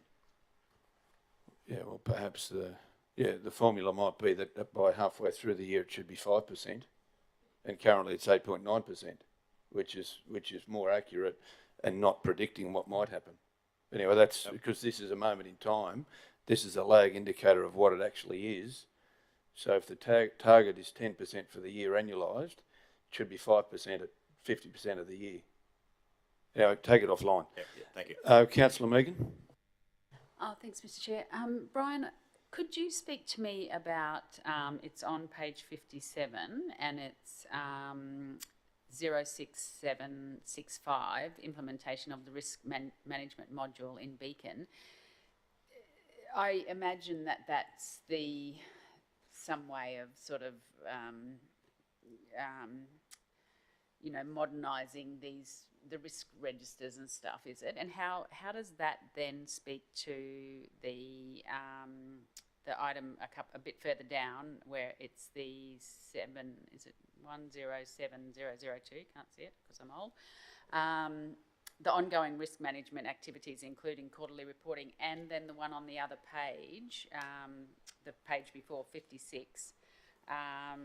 Which is to provide TRC groups, branches and controlled entities with the framework guidance, artefacts and training to enable them to manage their risks per council adopted 3 lines of defence risk management model. So, like, at the moment, what are we doing and where are we trying to get to, I guess, is what I'm asking. Yeah, we have risk registers, discrete risk registers, and they're developed by each of the branches and it's fed up through the process. This is about having an information system where you can actually collect that and interrogate that better. Yeah, okay. So it makes it more efficient, more effective. Yeah. And so where is that you're saying it's just not, we're not there yet, and is that... We haven't got this. We haven't got a integrated system of reporting and recording that's consistent across the whole organisation. But we are aware of our risks, and we do that risk assessments and risk identification process. We've just been working with Bailey and refining some of that processes to make sure we've got that right, and then our reporting processes are right. But this is basically so that we can actually have consistent way that that's actually being dealt with, recorded, and interrogated across the organisation within an information system that allows that to happen. So it's actually getting the right system that has the right integration with the other systems that council has. So, Chair, can I just ask another question? So other local government authorities, they have something similar, I would imagine, do they? It varies across. Some do, some don't, depending on the sophistication of how their risk management processes and records are within their own systems. Okay, thank you. So answer the question. Councillors, any other questions? Councillor Bill? Yeah, on that same one, Chair. Brian, as far as resourcing that capability, where does that sit on the priority list around getting that piece of or that capability to monitor across the organisation? It's a relatively high priority within our financial services branch funding for that to actually happen. We want that to happen. It's just basically getting the resources to actually go through that process and ensure that we've actually got the right system that is fully integrated and works within our organisation. But it is a high priority for us as the executive leadership team, and also for that branch to implement that. So has this boardroom, have we given some direction, I guess, or some indication to you as do you have that? I mean, you have delegated authority, I understand that, but are we placing enough emphasis on that in amongst all the other pressures that we have, financial constraints and the challenges ahead of us? Are you comfortable that we are?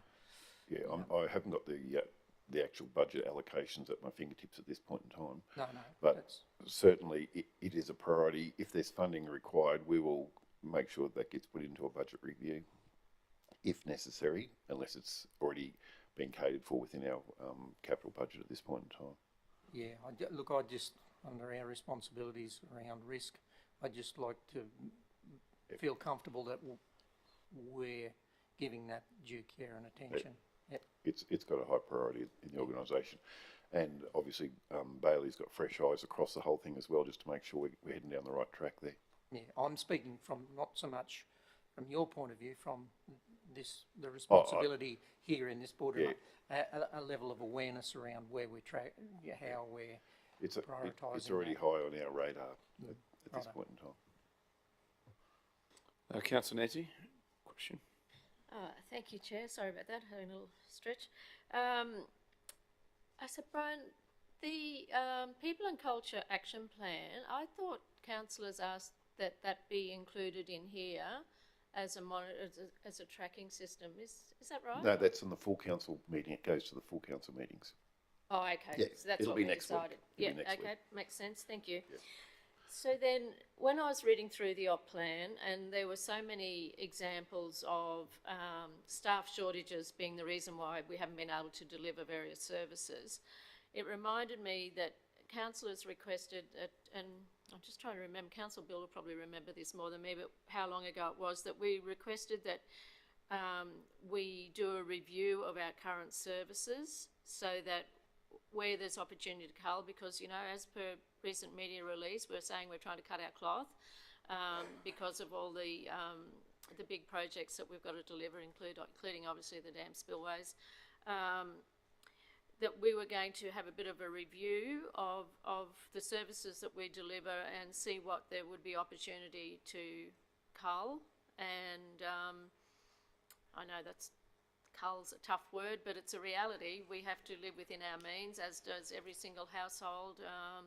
And if we keep living beyond our means, it means that we put up the rates, which means that our residents are living beyond their means then as well. So it's a big impact.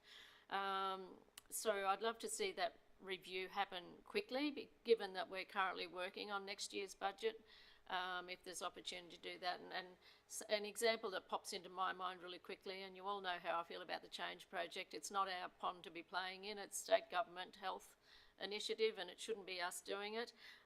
If we removed the Change Project and delivered the Torrington Road Sewer Project, that would be a wonderful win for our region. And in addition to the funding constraints, the fact that we don't have enough staff to service all the areas, as reflected in the report, is another strong reason for council to cut those services or cut its service cloth.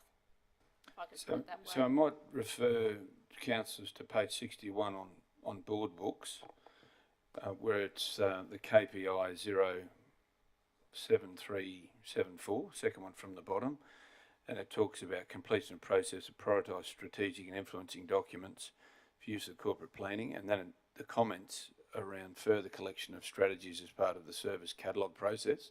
And I think that's what the service catalogue process is, what we're referring to around, across the whole of it. And perhaps Troy or David might like to comment on that. Thanks. That's all right.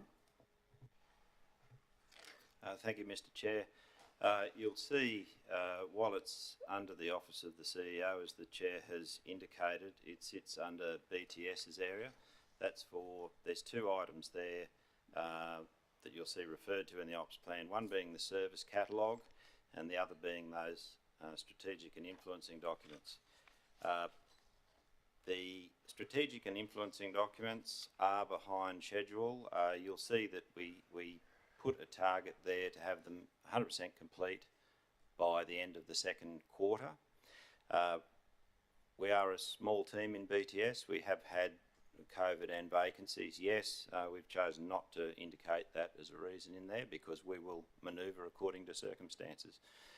The development of the corporate plan has been quite interesting because that's given us another conduit that's helped us actually, another filter that's enabled us to provide a collection of those strategies which are currently in play and most important to us. So yes, we've marked ourselves fairly hard there, and we have front-loaded the corporate plan project because it is more sensitive and time critical. We really do need to get that completed. We're targeting October, but by the end of this coming quarter, the third quarter, we will be able to rebalance where we're at with that, the service catalogue and the register of strategic documents, and bring that to an info session if we can get one booked in the fourth quarter with council, we believe. Councillor Nancy. Thank you. So being the fourth quarter, it means that throws next year's budget out the window in relation to councillors having an opportunity to look at it strategically and say, well, yes and no, flick and keep and that sort of thing. So I find that's a little bit challenging given the challenges that we've got with our budget. Anyway, let's just keep that one on the radar, I guess. But I also wanted to know, if you don't mind, Dave, in relation on page 63, the top one, that fleet and logistics report, and I don't know whether it's you or Brian I should be asking the question of, but that we were told that was going to come to us in December, and here we are, it's now February meetings. Just wondering where that report's landed or is sitting. Yes, the report is the consultant provided a near to final report. There was disagreement between the consultant's report and those involved in fleet and logistics in relation to some of the data. It is quite a complex issue, and I suppose we found ourselves then in the Christmas-January period, but data has been provided back to the consultant, and I think we will have, in fact, it's not included in this report, but just recently, in the last few days, the consultant has sought to finalise that report and provided what they believe is a final report. We have a meeting with ISG, I believe it's either the 8th or 9th of March, when we can get ISG and BTS together to review that report. And yes, it's an example of a business improvement process. One of the things I would say about listing off all our services and then thinking we can change things very quickly from the list, I think is very difficult for council to do, and I mean council as in councillors and council officers. Until you dive into the nature of the service and the way it's delivered, it's very difficult to make decisions from just headline of services, I'd suggest. And when we spoke about this some time ago, we were quite clear that most services have to be really examined to determine where savings or improvements can occur, and of course in a way that is also acceptable to council, and it is quite an involved process. Fleet and Logistics, that report, obviously we'll take it to ELT and then it would be brought to council. It's quite a complex report. There are things we could possibly do immediately and other things that we would have to work to over time. I believe, I might have forgotten the date, but it is in March. We're bringing the first of those reports in relation to the use of alternative fuels and a movement away, particularly from ICE engines, internal combustion engines, that may occur over the next decade. So that's part of the whole process. But I would suggest that simply looking at headlines on various services and indicating whether we will or won't participate in them is possibly a little dangerous until we get right in and take it apart and work out what's there. We've got people currently working with ISG. We've got an officer virtually working full-time with planning and development. Water and Waste has also asked us to look at a couple of things. And what we find is that the immediate headline isn't necessarily the whole issue. Council obviously will want to maintain many of its services, but the savings are probably in the way we provide the service. And that requires us to look at our internal processes. Well, I guess it's just a matter of starting to get some rungs on the board, isn't it, to start getting those efficiencies within the organisation? Councillor Summerfield, BTS is absolutely aware that while we have a lot of statutory obligations in terms of reporting and a range of things, we are under no illusion that we have to earn our keep, yes. Councillor Cole and Councillor Carroll. Thanks, Chair. Dave, so just correct me if I'm wrong, the next touch point for us and consideration of moving forward is around the Fleet and Logistics in March, you said? Is that correct? We have a meeting with the consultant and their final report with ISG and BTS in early March. It's either the 8th or 9th of March. We have that booked. There's probably much to talk about there, and we take that back through ELT. Then we would find a session, an info session with council. We'd always take a report like that through ELT at first, of course. Yep. And we'll find an info session slot. They are hard to find at the moment. Council is very busy. We would want to make it sure that it was after the 20th of March when we have the next information session in relation to the corporate plan. Yeah, thanks. Look, I appreciate it's a vast organisation with many tentacles, and you've got to pick an area and work at it. Given your staff size, you wouldn't be able to take an organisational wide approach. I just wonder though if there's some a principles-based approach around the service schedule, and that at that time will we be looking at when that session comes to us, information session or workshop or whatever you have, would it be in fact part of that discussion be important component of that be around levels of service in relation to, because I think that's where we need to have that principle-based approach, organisational, regional wide, yet be able to bite it off in chunks. We need to have that levels of service, and that needs to be principle-based focused as well. And how we draft up that framework and what are the guide rails we run between, because otherwise we might end up with some very disparate fronts or different sections of the organisation operating very differently. So that would be an important component, wouldn't it not? Councillor Carl, yes indeed. It's one thing to provide services. The real money is in the service level or the standard of service.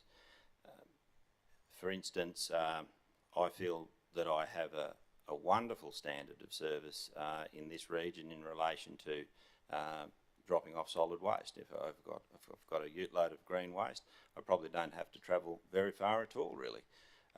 Compared to, say, my friends who may live in Brisbane, who would have a much longer time frame, turnaround time. Now, we've arrived at a whole range of service levels, maybe organically or through discussion over a period of time. When we actually look through the service catalogue, it stimulates the next discussion, which is what is the service level? Does everybody have every service so close? How much do we spend for each level of service? And these are very, very difficult decisions to make. We appreciate that, and it requires some level of discussion. And in the past, officers have brought ideas to council, and it's entirely understandable that council can see the provision of services very much from the community perspective. And some things are very important to the community, and other things like our internal processes are probably less important to the community. So I see that when we talk to service level and seek to get business improvement over time, we'll most likely be looking at our internal processes more than the actual, if you like, counter service, using that as an analogy, provision. So, I guess further, if I may, Chair, it would be really handy for me as a person sitting on this table to either, if we haven't had the discussion, to actually agree on a set of standards or principles that guide that process, overarching, because over time, as this transitions through the organisation, business unit by business unit, we need to be constantly reminded of what those guiding parameters or principles are. Can we have those discussions up front and agree on those parameters? Councillor Carl, there was, it must be a couple of years ago now, there was a discussion when there was, back in the days, I think, Service Improvement Board, there was some 10 principles established in relation to reviewing any area. They related to such things as no forced redundancies, certain equivalencies. There were a number of principles that council put in place. I would suggest with a service catalogue which will list all the services we provide, it won't at this point get down to a depth on every service about that service level, but it will stimulate that discussion, and that would be the time to review those principles. We'll bring them back at that time with the service catalogue, because it would be no secret, like households, like businesses, like governments everywhere and local authorities, we don't necessarily have all the money to do all the things we would like to do, so there are choices that have to be made. No, thanks, Dave. That's much appreciated. We can do a refresher on that stuff and maybe an update if needed. Yeah, thank you. Councillor Carroll. Thank you, Mr Mayor, and thank you through you to David for highlighting the dangers of picking winners on community services. And I'm very disappointed that a certain program, the Change program, has been mentioned here in a public meeting. Many senior and isolated members of our community, including women and girls who wouldn't otherwise have access to these programs, do have access to Change program. It's well loved by the community, and we all know that the state government discontinued this many years ago. So I'm very disappointed to talk philosophically about these things. We all have our favourite things, but you need to understand what they mean to certain sections of the community before we mention them in a public meeting. Thank you. Okay, thanks, Councillor Carroll. Any other questions for the CEO's section? If not, thank you. We'll move forward to EC&S, Environment Community Services, and invite Nick, if you'd like to come forward. Well, let's not preempt that you need to come forward. Are there any questions for Environment Community Services? Yes, there is, Nick. I've seen a couple of nods and finger up in the air. So if you'd like to come forward. Thank you. Councillor Cole is just vacant for a time. Thank you, Nick, for going to the top here. So Councillor Tim and then Councillor Nancy. So far, we're good. Thanks, Chair. Morning, Nick, again. Look, I just had a few quick questions, nothing major, but page 74 on the KPIs 07192 and 07410 at the top there, this is the satisfaction rating of council-led programs and the satisfaction rating of Aboriginal and Torres Strait Islander programs. I've been at this chair for 3 years now. They've been 0 for 3 years. Reason being we don't have the proper method to track satisfaction. So if we've returned to 0 for 3 years in a row because we don't have the proper gear to track it, why do we have that KPI, I suppose I'm asking? Thanks, Councillor McMahon. It's a good question, and discussions are occurring within the CDFT branch regarding appropriate implementation of some qualitative assessment of programs in this area. All the programs in this area are externally delivered and supported by council in some way. So, whilst we have some influence, we're not responsible entirely for those programs. So it's something that is under consideration now. We'll present something different to you in next year's operational plan for consideration. Yeah, maybe at the appropriate time we could have the conversation where that needs to be there. If they are run by external parties, they can track the satisfaction and we can remove the work that we haven't been able to achieve for whatever reason. So I'd certainly promote that conversation at the appropriate time. One more, the Reconciliation Action Plan. I think it's a great document. We signed off on it, it'd be a year and a half ago. I think that answer is down to staff having too much on their plate. Is that where you'd see it? Just to confirm, this is top of page 75, first one, the top of page 75. 07388. Yeah. First of all, I don't think it was a year and a half ago council signed off on it. I think it was probably in the middle of last year, so it does feel like a long time ago, but it wasn't quite that long ago. Yes, look, we have one staff member in that space and they have a great variety of matters that take up their time. They've also had some leave in recent times and we are behind where we would like to be in that program. So it's a very heavy topic of discussion and we have some solutions in mind to help bring that back on track and fast track that work, and we might need some assistance from some external resources to do that, but they're certainly things that we're looking at. Thanks, Nick. Acknowledge the work of that staff member and your work behind the scenes. Thank you. Councillor Nancy. Thank you, Chair. Thanks, Nick. So on page 85 of board books, if you don't mind, the VICs, I noticed the Hampton VIC, it's down very little. It's only down by two off market.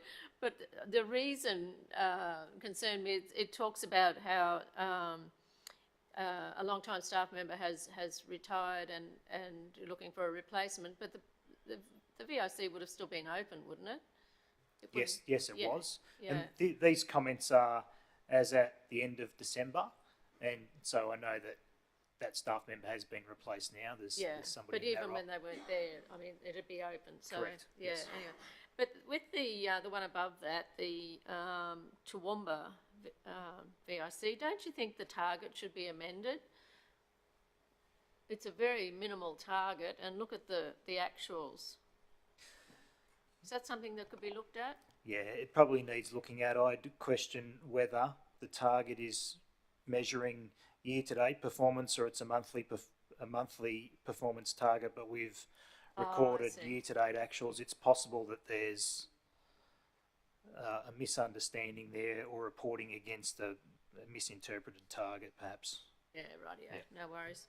So then on page 88, the cultural development talks about the internal and external consultation processes are complete and have been effective in building constructive engagement, blah, blah, blah. Is that a document that's come before us? I don't remember it, but quite possibly it has. Not yet, it hasn't. It will. It's not at the stage to bring to you yet, but it certainly will come to council. Yeah, okay. Thank you. Councillor Shine. Thanks, Chair. Just page 84, just the total visitor nights for the Carnival of Flowers. Just a little bit confused there. For example, it says that the total visitor nights spent in the region during the 2022 Carnival of Flowers were 93,458. But then it says the actual is 121,535. I'm sure both figures are correct, but I just don't know how they gel.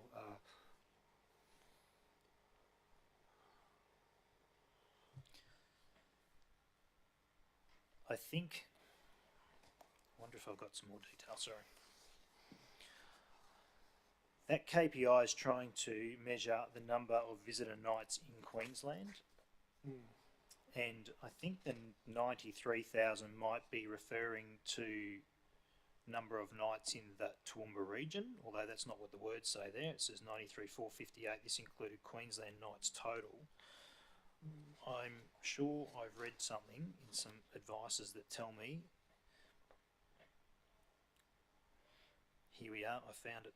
Total visitor nights generated by TCOF 2022 were indeed the 121,535. 93,458 of these were in the Toowoomba region. The remaining 28,077 were outside of the Toowoomba region. So the commentary that's been provided for you there is missing a part of the story in that the 93,450 are in the Toowoomba region and there were others outside of the Toowoomba region. Yeah, okay. Thank you. That's your one and only? Okay. Any other questions for Environment and Community Councillors? Nick, while you're there, if I've got just one little one, if I could, page 95, and in a story that would be useful in regard to last night's rain, having been a bit of a dry spell since then, it's the second KPI from that top of that page, trees planted, KPI 07013, target of 1,700, and we've already completed the quota for this year of 3,400. I read that way. Is this, and I know that we've had catch up, we've had drought, we're trying to catch up, but aggregately across all that, might be a question on notice, say over the last 5 years or so, would we have met the targets that we would have put forward with the catch up? I'd be very confident in saying we've exceeded the targets. I can only recall 1, maybe 2 years in the last half a dozen or so we haven't met the target, and every other year we've exceeded that target. What we're measuring here would be year-to-date performance, and it's very difficult when it comes to tree planting because we take advantage of available staff, our other programs, prevailing weather conditions, and we're probably attributing the annual target on 12 equal monthly attempts, and where we have an opportunity to get ahead of that schedule, we do, and perhaps even bring forward some other plantings. And there's been a bit of catch up too around some street tree plantings that were required as a result of developer contributions. Thank you. It's in the commentary there. My final one for you is on page 83, and another bit of good news, I guess, to show that post-COVID things are getting back to normal in regard to our cultural centres, be that Highfields and Oakey, that are listed here in regard to numbers. So page 83 on board books, the targets and what have you that are coming through there. And I guess given the challenge that we have for staffing, and one of those key areas of staffing right across all the region is around hospitality, it's around servicing that sort of an industry. I wonder just how your team was coping with the increase well above the targets. In fact, double the target in Oakey and more than 50% in Highfields. I just am conscious of the fact that we're understaffed in some areas, and I wondered how that area was coping with those additional numbers. It's not one that's been raised with me as a pressure point, Councillor McDonald, so assume it's going well. It's not one of our higher priority pressure points, so I might have that wrong, but it's not one that my team has knocked down my door telling me that we've got challenges here where there are other areas that are a challenge for us. That's good news, Nick. Thank you. The numbers are certainly well and truly might be close to pre-pandemic actually now for that half year. Councillors, no other questions for the General Manager Nick Hauser. We'll move forward then to Finance and Business Services, and we've got the great pleasure of General Manager Anne-Marie Johnson with us today. So and she's here to answer any questions as well, councillors. So if there's any questions for Anne-Marie, please indicate. Councillor Shine. Thanks, Chair. Just page 112, the item ending the items rather ending in 635 and 639. Could I just make a comment, if you don't mind, that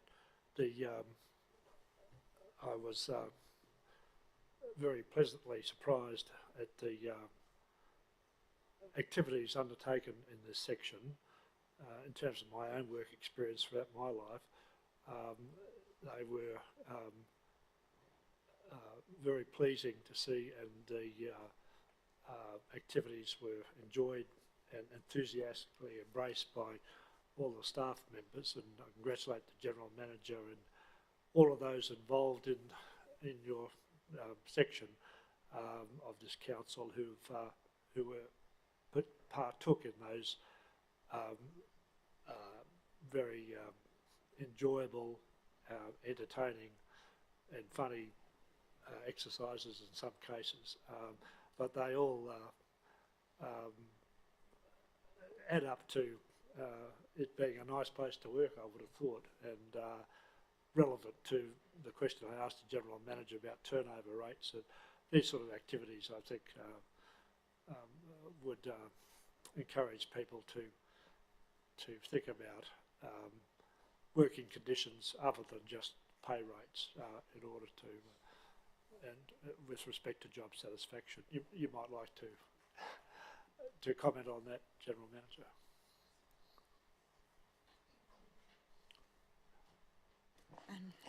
Thank you. Thank you for the comment. Just in response to that, something that we are looking at is that net promoter score, and comparing ourselves with council's average, and making sure that that people are happy in the workplace and recommended to their friends. We, like every other branch in council, have been experiencing staff shortages, but we have recently had a very successful campaign where we have outsourced quite a number of vacancies within the ICT space, and Australia-wide it's a difficult area to fill, but we've had a really good result, and that's just in the last couple of weeks. So we're really happy with seeing that bit of a turnaround. I think that's can be attributed to the staff that we've got here working hard. Thanks.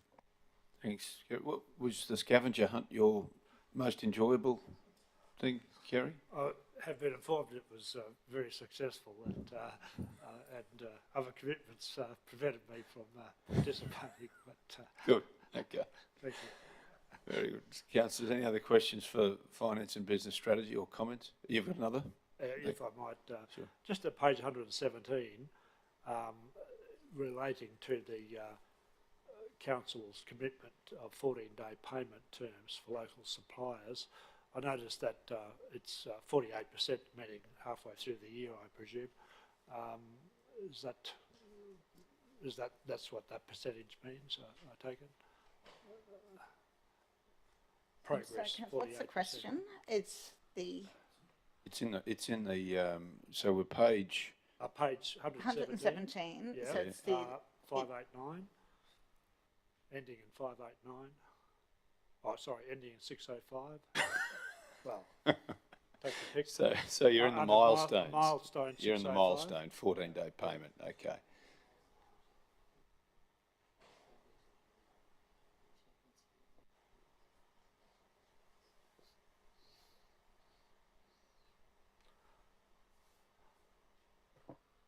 So if you look at the KPI 6839, so we have a target of 85% of invoices paid within the term. So that's within those 14 days.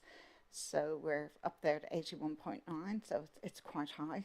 Obviously, we'd like it to be 100%, and the centralised procurement will certainly assist with that.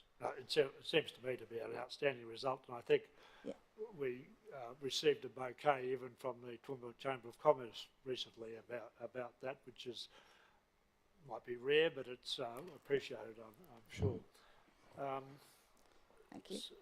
Just wanted to highlight that. Page 120, if I could. And KPI ending in 960, the rate arrears result. And today's Courier Mail, I think, had a large article on the huge amount of rate, comparatively speaking, rate arrears in Brisbane and Ipswich and other towns. And we seem to be exceptional in that regard. And what would you put that down to?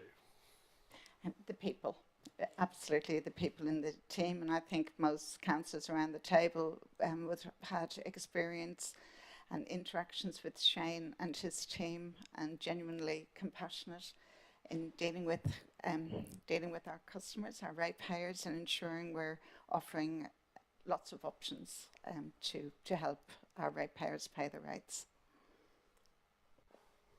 Probably a bouquet to the community too for paying the rates. Yeah, I would say. Well, it's very pleasing that we live where we live for a number of reasons, and that's one of them. And then finally, if I could, page 129, that last item on that page, the visitation rates to the website. It says continues to be a valuable engagement channel. The target has been exceeded. It's indicative of the success of that program.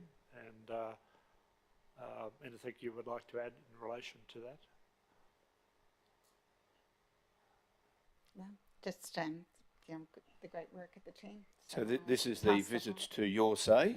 Yes. That's the one? Yeah. Okay. Yeah, no, that's a good one to point out. Councillor Shine, I guess the next page is well up the top, where we talk about new participants registered. And I guess from a council perspective, this is one channel in which the community can engage with council, and particularly on consultation. So it's good to see that those numbers are equal and better than our target, for sure. Good one to point out. Thanks for that. More than double, I'd say. More than double, yeah. Councillor Nancy, was yours on that same subject? Have we covered that? Councillor Melissa, then Councillor Carolyn, Councillor Nancy. Thank you, Chair. Thanks, Anne-Marie. Page 118 of Board Books, please. KPI ending in 6844 and 6850. I was chairing a advisory committee just recently, and some work needed to be done quite urgently, but couldn't be completed because the insurances of the TRC supplier weren't up to date. So I note here that there actually are red crosses against both of those KPIs for those exact issues again. Are we finding that this is an issue across the organisation, and does it take more education with our suppliers? Is it hindering the outsourcing of work? Because with our staff shortages, we are relying on contractors. So for me, having insurance certificates is a 5-minute job to update it, through the supplier portal. Where are we at with that?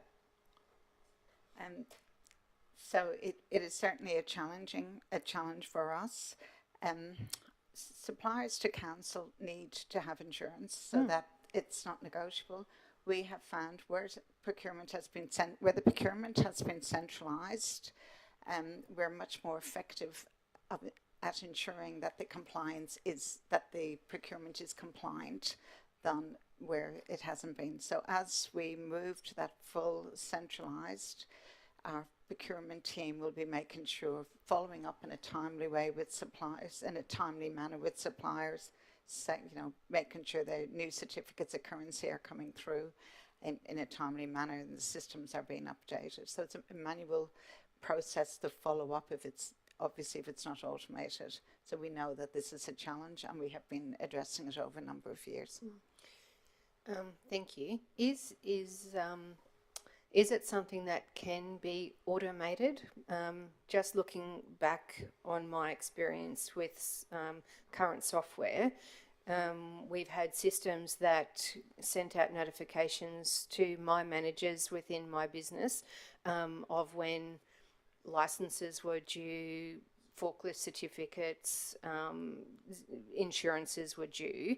So is that something that we can implement in our business here to make that easier from a resourcing perspective? Yeah, it is an automatic, it should be an automatic process, but like everything, we come across suppliers who are just a little bit tardy in giving us the information. Okay. And I'm not saying that they're not insured, but unless we actually are in receipt of those certificates of currency, we can't update the systems. All right. So, sorry, I must have misunderstood. So we have the automated system. Yes. But it's the actual receiving of the information. That's correct. My apologies. I misread or misunderstood that. And suppliers can update that. Yeah. Okay. So it's a work in progress. Yeah.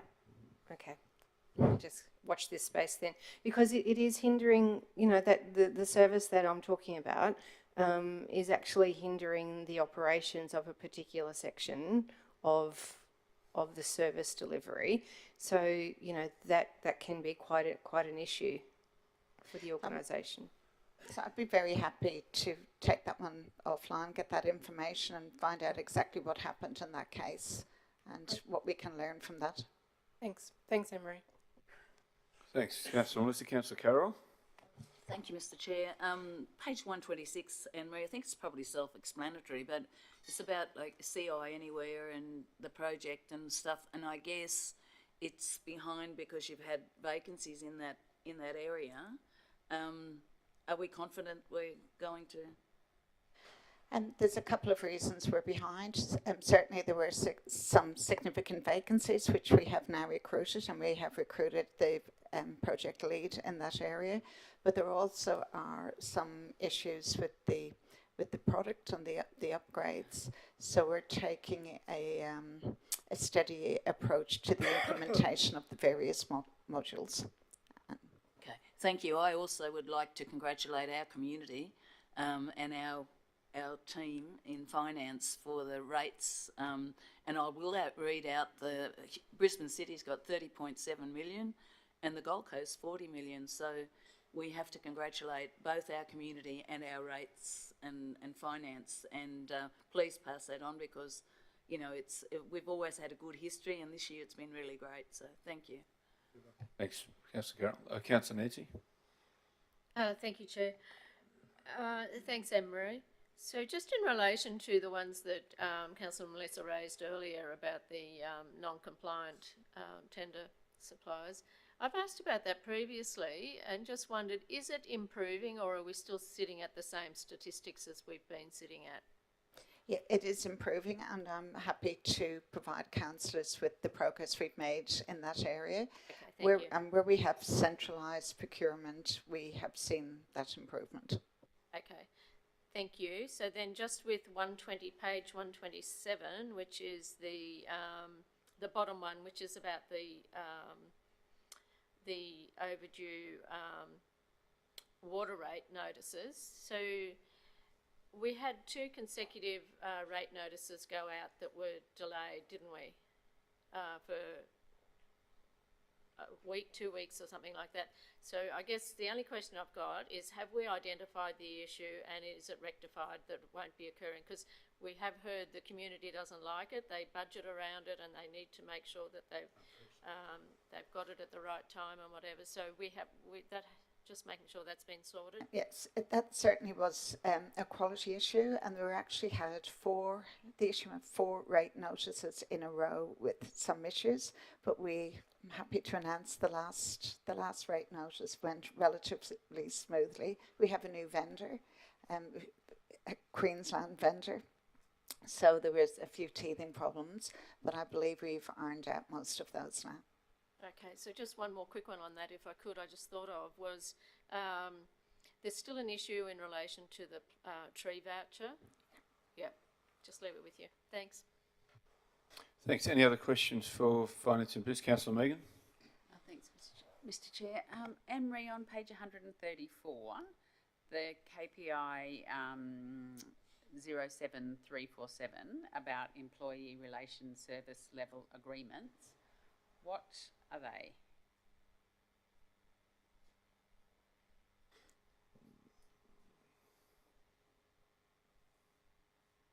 So we use service level agreements across the organisation for internal services. So they would be the service that the PCE, Employee Relations Team, just an understanding of what the expectation would be from PCE and with the branch, who does what. So that's what the service level agreement, who's responsible for what. And they just do, again, to staff shortages, they just haven't been prioritised at this time, but they will be. Perhaps that might be something, CEO, you might add as your list to actually expand upon next week if need be, given the fact that it's a 0 and we've got a target. Whether that was realistic, that may be in the whole mix of the staff strategy. It might be something that needs to be discussed at some point. Any other questions, councillors, in regard to finance and business strategy? If not, thank you, General Manager Anne-Marie. We move now to Infrastructure Services Group. Councillors, with your indulgence, and I'm keen to keep going through this item, and we break before item 4. That's any dissent on that? So, Mike, would you like to come forward? I'm preempting that there might be a question for you, but we'll see.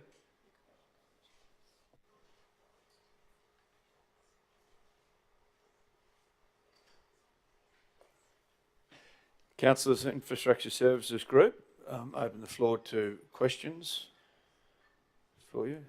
You've made all that effort, Mike, to get up here. Don't be disappointed if there aren't any questions.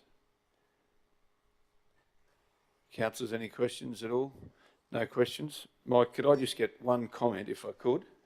Page 165 of 188, around aircraft movements at the Toowoomba City Aerodrome, target 13,000, actual 16,354, and wondering what, if there is any impact or anything that councillors need to be made aware of in regard to our serviceability, if this growth is something that's predicted to continue, where that growth's come from perhaps, and how your team's managing that growth.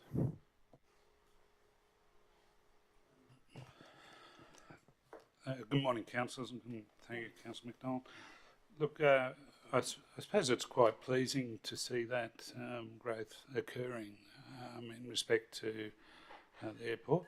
there's a bit happening out there in respect to some of the users, and obviously one of the touch points for that is the Qantas Flying School and users such as that for training and different things. So it gets a lot of use in that respect. And also it can be the emergency services space as well. We can get from time to time increases there. But the Toowoomba Aerodrome over many years now has seen a continuous growth in usage, which is pleasing. This year probably, we're expecting probably over 30,000, and which is good from, for it becoming more sustainable in itself. And councils bought a bit of adjoining land, as councillors would be aware.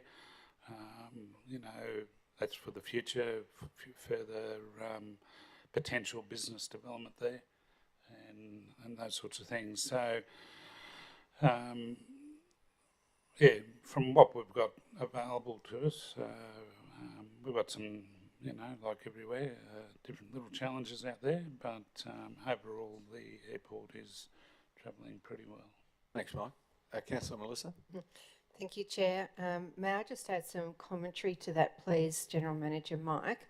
I chair the TRAC, which is the Toowoomba Regional Aerodrome Advisory Committee, and we had a meeting on Monday, and this exact topic was brought up.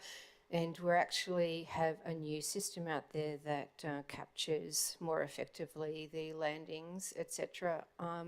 Out there, and it's been more effective in capturing the numbers. So we've been able to invoice much better and capture the data of landings and takeoffs out there. So it's actually been a much improved system out there, and I congratulate Barry and the team out there for the work that they've done. So it was quite extraordinary to see the increase in numbers. So thank you. That'd be interesting to check it at the next reporting period to see if it's similar growth, or perhaps we've been underdone in the past. Thank you. Any other questions for ISG? If no other questions, thank you, Mike. Appreciate it. General Manager Nicola, if you'd like to come forward, planning and development. I'll do the same. Not many questions for Mike, so perhaps it's the same for you. No, well, I'll invite you up because that way there mightn't be many. Let's see. Councillors, questions for planning and development? Councillor Nancy. Thank you, Chair. So just on page 186, Nicola, please. The Bridge Street Quarry rehab. I'm just wondering if I can get an update on that. And then the Central Highfields, which is in the same area, the Central Highfields, I'm wanting to understand whether that is on track, given that I was really uncomfortable with the decision for us to take so long to deliver that Central Highfields shopping centre, or that development of that land there, putting it out so far. I'm just hoping that it's staying on track for delivery under the approval that was given at the time. Thanks. Just those two at this point. Okay, so the first one's on page, the sheet you're looking at, Nicola, will be page 134 down the bottom, which is the Bridge Street Quarry Development Advisory Committee meetings. Well, that's the meetings. But your question's deeper than that, though, isn't it, Councillor Summerfield? Yeah, I'm wanting an update on what's happening with there, because it keeps saying meeting cancel, meeting cancel. I'm just wondering whether it's going to be on track for delivery within this financial year, and then also the Highfields Central Town Centre. Yep. Thank you very much for those questions. With respect to Central Highfields, that is actually progressing. So I took over as the chair of that board when I joined. We have sought advice around the board charter to make sure that it's fit for purpose moving forward, and that will keep progressing, and we'll start those board meetings again very soon once we've had the opportunity to amend the charter. With respect to the other matter, I've got Michelle here, who is our branch manager at SPED, and she will be able to speak to that item. Thank you. Just as Michelle's coming up, Councillor Shine, you'll recall we were at the Highfields Chamber meeting last week when it was mentioned there that the Chamber has been very much appreciative of the conversation and communication with Council's planning team in regard to being updated. So is that's your recollection? That is my recollection. Yeah. Thanks. Sorry, Michelle. Thank you, Chair. In relation to the Bridge Street Quarry, this relates to the advisory committee meetings, not the actual rehabilitation project. The rehabilitation project is run through the Infrastructure Services Group, and I am aware that that is still on track. I believe that they have had their inception meetings and that the work is underway. The next Bridge Street Quarry meeting is yet to be confirmed, it may actually be in the diary. Next Monday, sorry, I should have checked my diary. And the consultants, I believe, are going to be providing an update to the committee at that meeting. Wonderful. That makes much more sense to me. I couldn't understand why the Bridge Street Quarry was in here, but if it's to do with the advisory committee, that makes sense. Thank you very much. So there's just the Oakey Main, apparently it's on the same page, is it? The Oakey Main Street makeover. Is that on the same page? 186? Page 136. 136, is it? Sure, probably, is it? 136 on my Which is on the 188 on board books. 188 on board books. So the reason I'm raising that is I was at the, as was Councillor Shine, at the Oakey Chamber of Commerce meeting last night, and one of our staff were there who were overseeing the community consultation for the makeover, and they've only had 3 people turn up at the community consultation that they did. They're now going to workshop it with the Oakey Chamber of Commerce as well to make sure that we get a little bit more feedback. But it comes back to that, I worry about what we're doing in relation to advertising community consultation to make sure we get enough people in the community feeding back.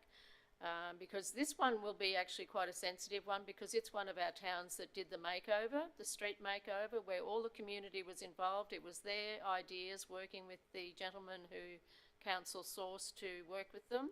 So a lot of work has been done there by the community, and we need to be really sensitive to that when we design our makeover for that main street in Oakey. So it's really important that we're aware of that and that we get proper community feedback and not just 3 or 4, 5, 6 people.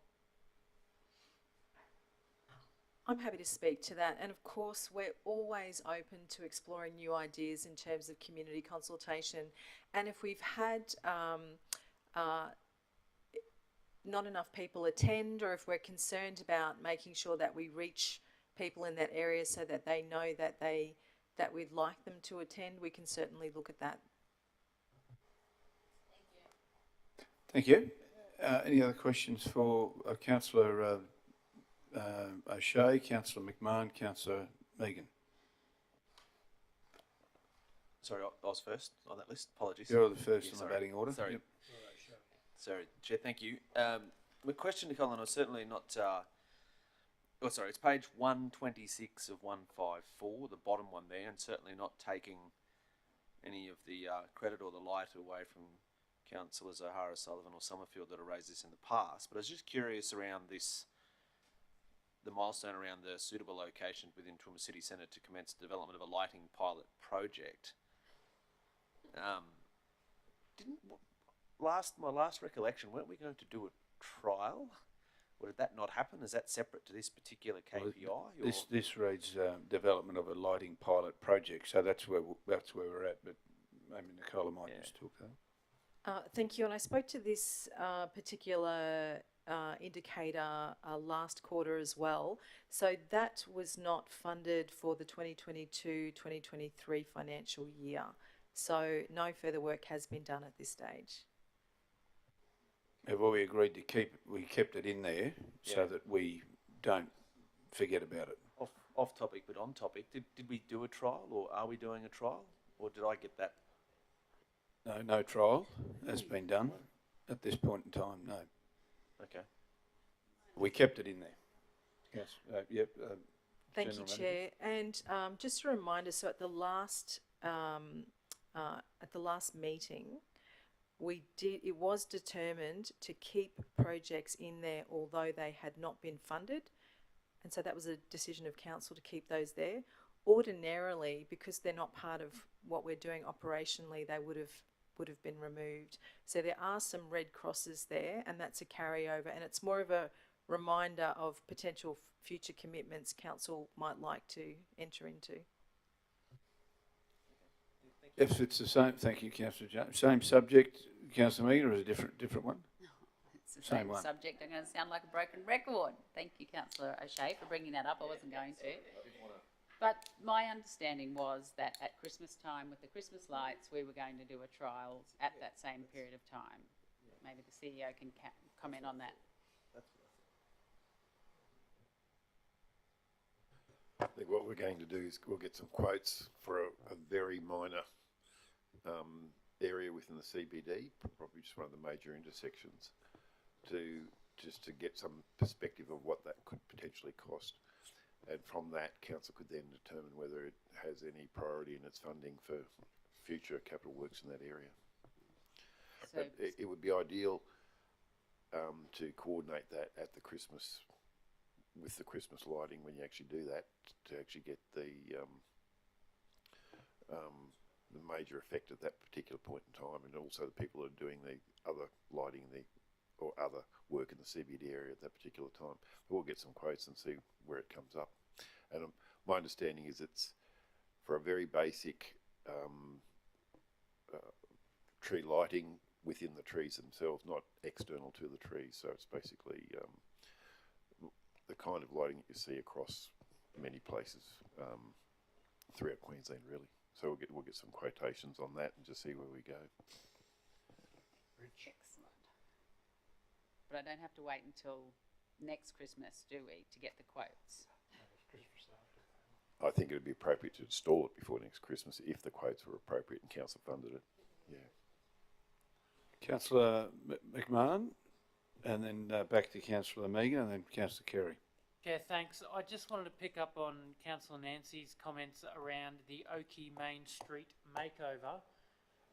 We've been working for a while on tree planting, and the community unhappy with that along there. I know the whole street's getting a makeover. Just wanted to know if in your detail of the draft plan that includes the garden beds and the street trees and those kind of things for Oakey, and if you don't know that, you could take it on notice. Thanks. Perhaps I think Michelle, Michelle our might branch be. manager, may be in a position to speak, and any questions, other questions we can take on notice. Thank you, Councillor. I think that one is best taken on notice because this is not only a project being run by SPED, it's one that is being supported by SPED as having economic development outcomes, so it actually has broader reach in the organisation. It would be appropriate for me to find out some more details about that and get back to you. Thank you, Michelle. Is it possible we might be able to see the draft plan?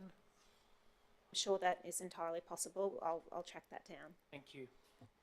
I'd say that would be mandatory, that we would see a draft plan, to be honest, so that we know what it might look like. Councillor Megan, back to you, and then James, you had a second question, did you? Another question? Okay, well, Councillor Megan so far. Thanks, Mr. Chair. Just a question to the General Manager, Nicola, about the pre-lodgement meetings. So that's on 174, the KPI 07005. Is that relating to whether the pre-lodgements have been happening within 10 days? I'm just sort of curious about the whole pre-lodgement state of play in terms of after we got to a point where we weren't charging for pre-lodgement. I know we had a bit of a conversation about this last week in an information session, but could you sort of expand on that a little bit further for me? Thank you, Councillor, for the question. So obviously I encourage pre-lodgement meetings. There has been a little bit of to and fro in past years about whether they're useful, how much administrative work, do we keep formal meeting notes, etc. With respect to this particular one, there was only one pre-lodgement meeting that was held outside of the business days, but because there were so few, it has affected the statistics. But certainly moving forward, I would encourage pre-lodgement meetings. I find that they're quite useful so that all parties can have a good understanding of where we need to have areas clarified and to provide that certainty. Just on the, just dig a little bit deeper into that. Maybe it's something to take online. That doesn't seem like an accurate way to measure. But we've got percentage of pre-lodgement meetings undertaken within 10 business days of date of receipt. The commentary is one meeting was held outside of the 10 business days, whereas the commentary is saying how many pre-lodgement meetings have we done. So to me, that's, and take that offline, but that doesn't seem like a measure that's accurately reported within the target and the actual. Councillor Megan, that's it for you. So we go back to Councillor James. Thanks, Chair. Just page 127, please. General Manager Nicole, I guess my question's around, I understand the explanation, so it's around the preparation action plan in accordance with the City Centre Master Plan. So the way I read it, obviously, is that it's paused at the moment as a result of resourcing. So one, I suppose, where do we sit with that? And two, is that something that is potentially a risk to the organisation in terms of where that body of work sits, considering the changes and evolution that we've seen through our City Centre Master Plan? Thank you for the question, Councillor. And I think, as many of you know, this particular position was filled by Anne Winton. I think it has been vacant for just over 12 months. When urban design moved across from SPED to under Jade at RA, Regional Architecture and Heritage, that occurred in September, so those roles came across as vacant positions. At that time, Jade was only acting in her role, and she's now been appointed to the role of manager permanently, and that happened at the end of the year. And this is on Jade's radar right this moment. Jade introduced a new recruitment initiative that we'll be very excited to tell you more about. And this is one of the roles that we will be advertising using our new methods and means. So we're very excited that this role will be advertised imminently, and we'll be excited to get the role filled, and then certainly we'll be able to get back on track in terms of those KPIs. Just really quick, so what was RA? Regional Architecture and Heritage. So that's Jade's area. It's a branch under me. So RA. Right. Like SPED, it's RA. Yeah, fantastic. Thank you. It's lucky they all roll together somewhere to make it useful sound. Thanks. It's good to add another acronym. Any other questions, councillors? Bill, Councillor Bill. Thanks, Chair. Just a comment, if I may, and a general one around operational plan. Item aside that was just mentioned, it's not normal practice to include items in a operational budget that don't get budget approval. Maybe a point going forward is that we don't include them, because this is as best practice, because this is a commitment to the community of a roadmap for the financial year. So I just fear that if we start to, and I said item aside and amounts aside, but I wouldn't like to see us creep on principle around what our commitment is and what is actually allocated budget-wise, because we may very well end up in a position that I recall some years ago now, in previous boardrooms, where there was lots of carryover that appeared on an operational plan, because it was just, we didn't want to forget about it. There are other mechanisms in which we can raise these items. So just a comment, I wouldn't like to see us go there again. And I'm happy to take that as a comment. We had a similar discussion at the last operational plan and decided to leave them in there for that matter. But Nicole, would you like to make comment? Thank you. And so that we can avoid any confusion next quarter, it's certainly open if you agree that we put it in a notes section. That way you'll be aware that we haven't forgotten about these projects. We certainly don't forget about the projects, but having them in there can cause confusion simply because as time passes in the next few months with the amount of information that you have to digest, it may well be that you don't realise that they're just there as reminders. They're not there as things that we had sought to achieve this year. Mr Chair, if I may, in response, but it's also a reflection on our performance as a council in our commitment to the community if we end up with these things, because it's an overall grade of achievement against the operational plan. So that's why I'm saying there are other ways in which we can bring those items or topics to the fore without having them in an approved operational budgeted items that have been approved. That's all. Yeah, and I guess you want to comment. Could I just make one comment that we adopt an operational plan at the start of the term, and then we have opportunities to amend those through the time. Exactly. So that's that opportunity. But for ones that are in there that we don't have funded for, that's where we landed on to say make that notation on it, and maybe they're separated from here out of that area. But I think we did talk in depth about that last time and landed on here from a simplicity of the document. I think Troy was the message. You will find if we keep the actions remaining in the plan, they will roll up to the annual report level. So each action contributes to a strategic action of our corporate plan.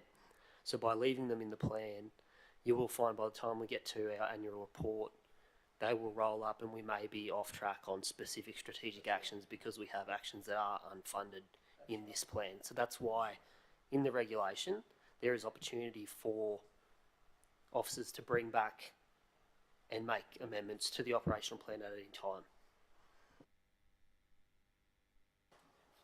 So, Nicola, you had a comment and you've got another one there.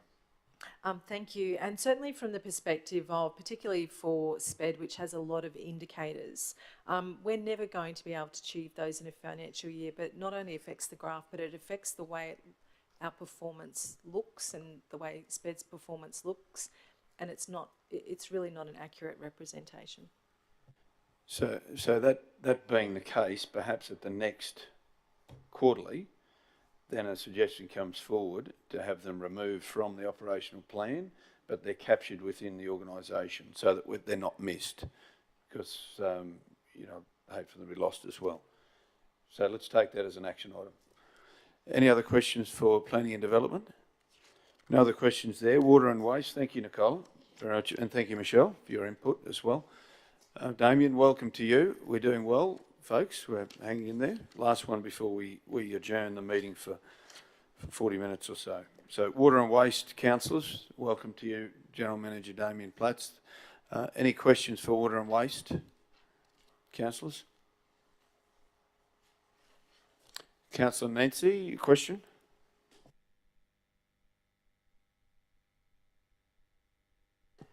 Sorry, page 206 on board books. I'm just trying to find it myself. The last one there, it talks about the Clifton wastewater treatment plant progressing on or ahead of schedule due to the dry conditions. I'm just wondering, we started carting sewage from Clifton in November 2019 and we're still in the process of getting this rectified. I'm just wondering, do you have a projected time on when you see us ceasing the expensive carting of sewage from Clifton, please? Thank you for the question. Councillors, I might just take that on notice and come back to you when I've spoken with Jake and the project manager, Rachel. Thank you. Thanks. If you just shoot that an email around would be useful. Any other questions, councillors, for water and waste? The only commentary I'd make, Damien, is there's a lot of overachieving in some of your areas, particularly around education, the tours that you've done, even the overall waste diversion 30% target and achieving 50%. There's some really positive news through there as well. So just want to make that comment as well for you. Councillors, there's no other commentary. Troy, would you like to sum up at this stage? We'll close out. I'm good. You're good? That's a great summary. Okay, we appreciate that. So councillors, we've got a recommendation there before us. Recommendation is pretty straightforward. Could I have someone to move the recommendation that council note the organisational performance and adopt the recommendation changes as outlined in the 22-23 Operational Plan Quarter Progress Report, July to December? Councillor Shine moved. Councillor Carol Taylor second. Those in favour? That motion is carried. Councillors, could I have an adjournment for 40 minutes?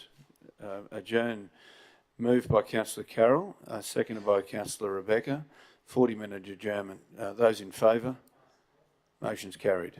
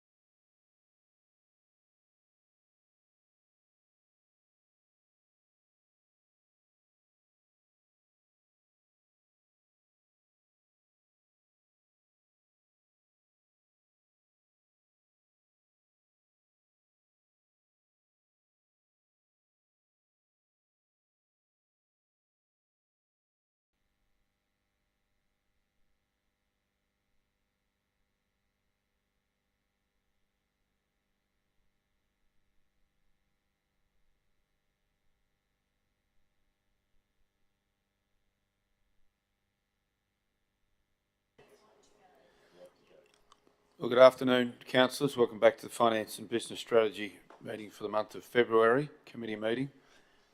Acknowledging Councillor Shine as the portfolio lead for Finance and Business Strategy. Item number 4, councillors, we go to, which is the controlled entities quarterly financial reports as at the 31st of December, and the author of which is Andrew Wegener.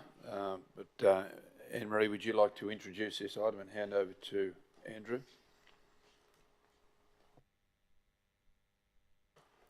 I'm happy to hand over to Andrew with this one. Thank you. Welcome, Andrew. Thank you, Chair and councillors. Yeah, look, I'll take the report as read, but we present the quarterly reports for Toowoomba Strat Basin Enterprise and the Empire Theatre as at the end of 31st of December. Councillor Melissa, question? Yes, I do. Thank you, Chair. Thank you for the reports. Just let me find my notes because I was a little bit tardy in getting sorted. Okay, on page 212 of Board Books, it's got the risks and challenges of the Empire Theatre. I'll just note, and this is my assumption, I would assume that the resignation of the General Manager, Kerry Saul, would have an impact on the theatre and would be considered a risk or a challenge going forward, but I haven't seen anything mentioned about that. So can I have some comment on that, please? Sure. So perhaps Anne-Marie might comment on that, having attended the meetings as well. Yeah, I'm, as Council's representative at Observer at the Empire Theatre Board meetings. I know this Kerry's resignation has certainly been discussed at length at board meetings. They went through a strong process to select a company to assist them with the recruiting. They are out to the market at this time and advertising. I personally have been contacted by a couple of people interested in the role from my past experience. So I'm very confident that the recruitment is being managed well and that the succession planning within the organisation is adequate to support it. And Kerry has indicated a willingness to stay on board until the new person is recruited. Okay, thanks, Anne-Marie. I just assumed it would, you know, for me, for someone of such a senior role, or the senior role, it should have been included in the report. Thank you. May I have another question, please? Oh, certainly. Just let me find the page for the next one, and it's about the foundation. So this is just for my information, Anne-Marie, please. We know that the Empire Theatre's foundation was, or part of its role was to act as a tax-deductible entity for people to donate to the theatre. With this, the new way that it will function, or is being, I don't know what the word is, what I'm looking for, but will it still be a tax-deductible entity for people to donate? Yes. So what we're doing here is changing from individual trustees to the company, Okay. to the company as the owning the foundation, but the deductible gift recipient status remains intact. Okay, thank you. I wasn't too sure of the actual wording, but I knew you would know what I meant. So thank you, appreciate that. Thanks, Councillor Melissa. Any other questions for item number 4, councillors? This for noting. Just no other questions for item number 4. The recommendation before you is the council note the quarterly reports as at 31 December 2022 for its controlled entities, Empire Theatres, Pty Ltd, and Toowoomba Strat Basin Enterprise, Pty Ltd, together with the progress updates of the Empire Theatres Foundation Limited. If someone to move that motion, moved by Councillor Shine, seconded by Councillor Melissa Taylor. Those in favour? Motion's carried. Thank you, Andrew. Appreciate that. Item number 5, councillors, is the proposed boundary change, Toowoomba and Lockyer Valley Regional Councils. The author of the report is Bailey Garcher, Manager of Governance and Legal Services. And Bailey, would you like to make some opening remarks before we go to questions? Welcome to you. Thank you. Good afternoon, councillors. We've received a boundary change request from, the Department of State Development, Infrastructure, Local Government and Planning. They've received the request via the State Valuation Service and Lands Division of the Department of Natural Resources, which has obviously come via the landowner contacting the State Valuation Service. So we've got a request for, I would call a small boundary change. A large majority of the landowner's land is in our lots. To give you an example, by acquiring the additional land into the TRC boundary, would generate a rate revenue of 5 to 10% of what we're trying to comprise. So the landowner has gone through the proper process. The Lockyer Valley Regional Council has supported the boundary change. So our role here is to advise the department whether we support or object to it. And obviously the landholder will have other opportunities to pursue or raise reviews, etc. But that's in a nutshell what we're reviewing today. Thank you, Bailey. Councillor Carroll. Thank you, Mr. Chair. I did speak with our General Manager about this on Monday when we had our meeting.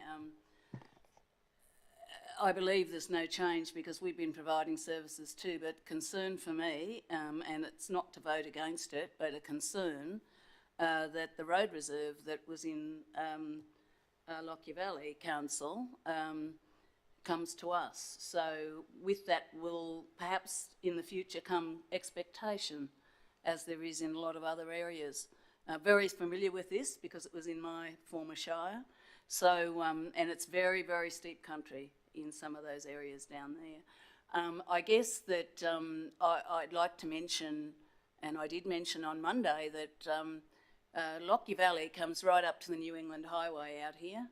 Our water reservoir at Hodson Vale sits on part of their land, part of our land, and Merlin Court, which is out at Hodson Vale, one side of it belongs to Lockyer Valley and one side of it belongs to us, all populated areas just out here. And, I just obviously think that the pragmatic approach to that sort of thing would be, we've also got the same down Preston Boundary Road where the Cambodia Council had to pay all the costs associated with the establishment of Preston Peak because that's what had to happen despite it being in two different shires.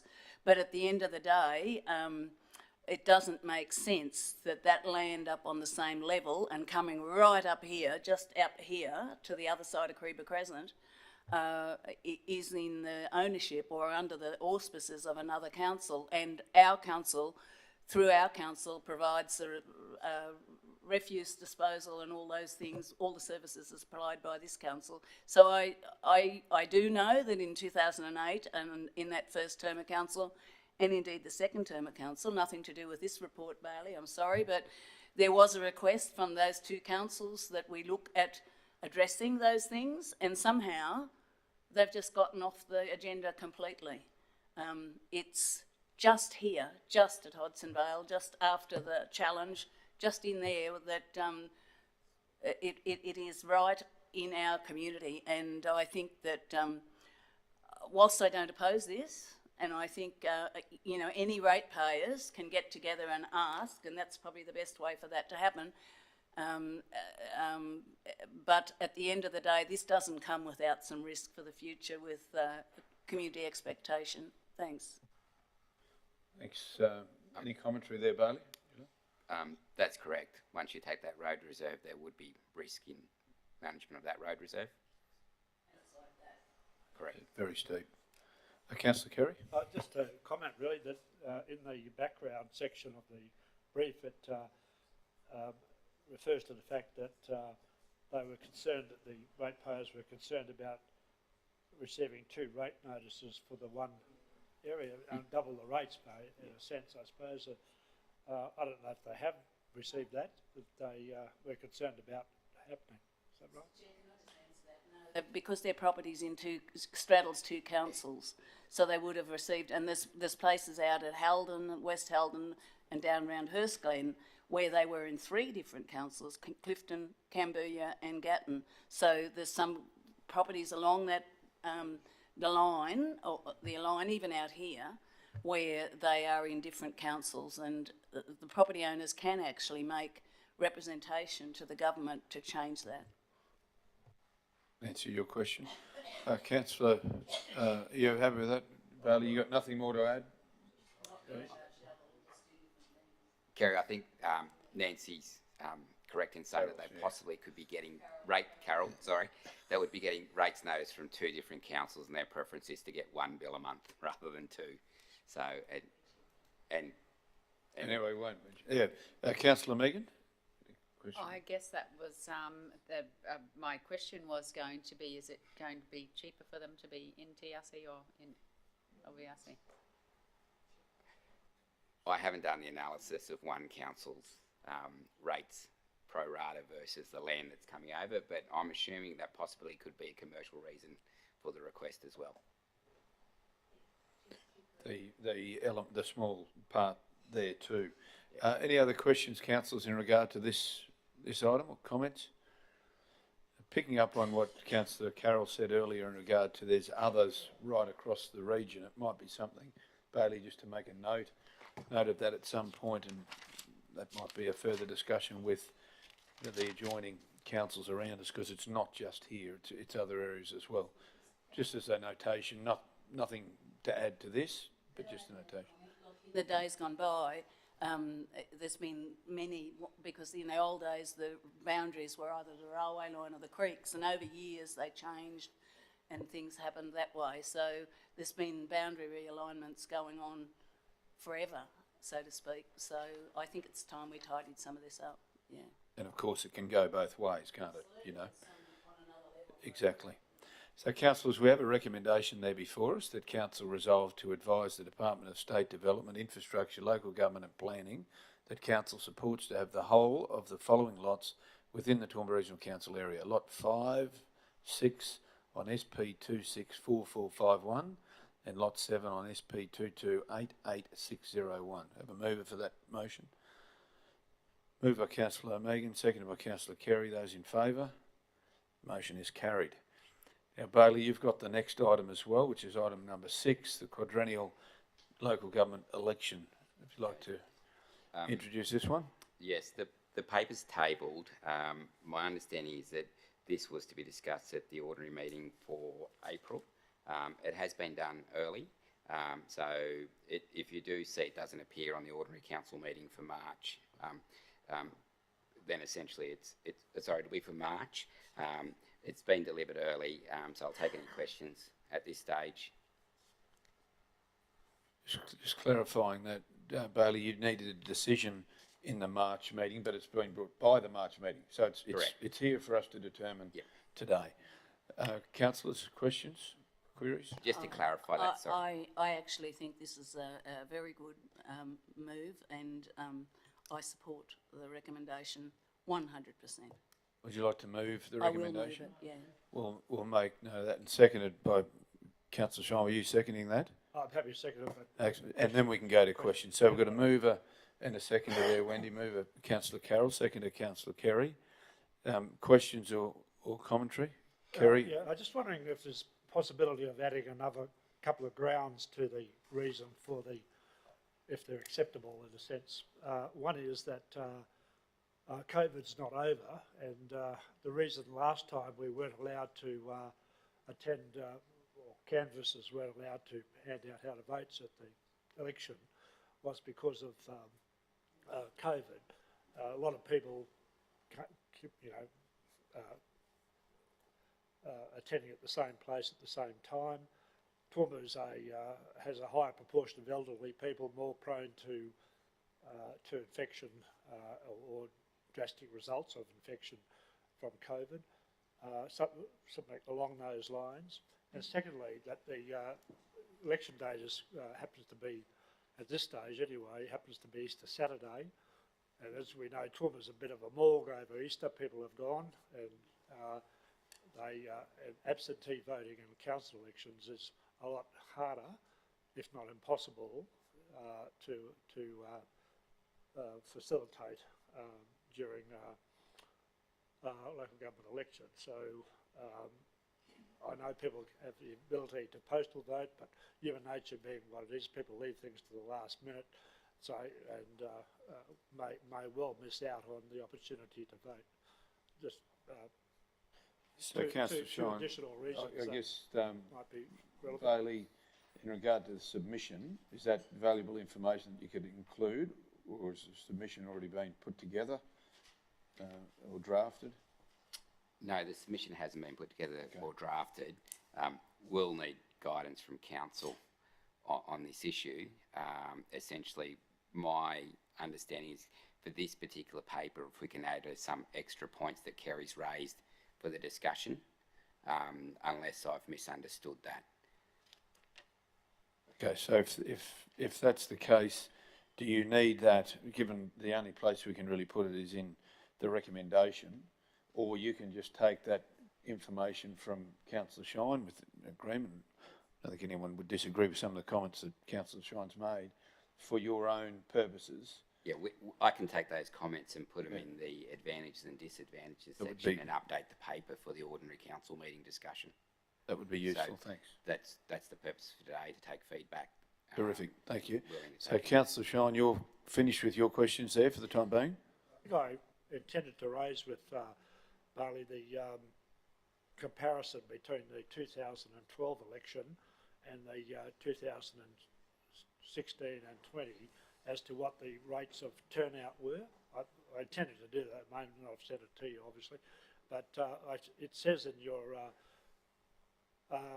in the study here that it usually results in a higher electorate turnout. That is the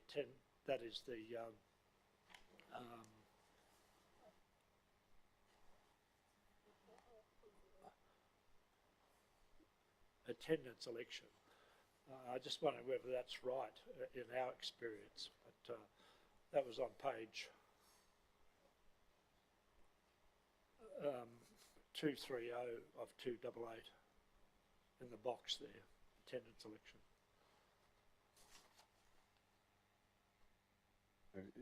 You need some...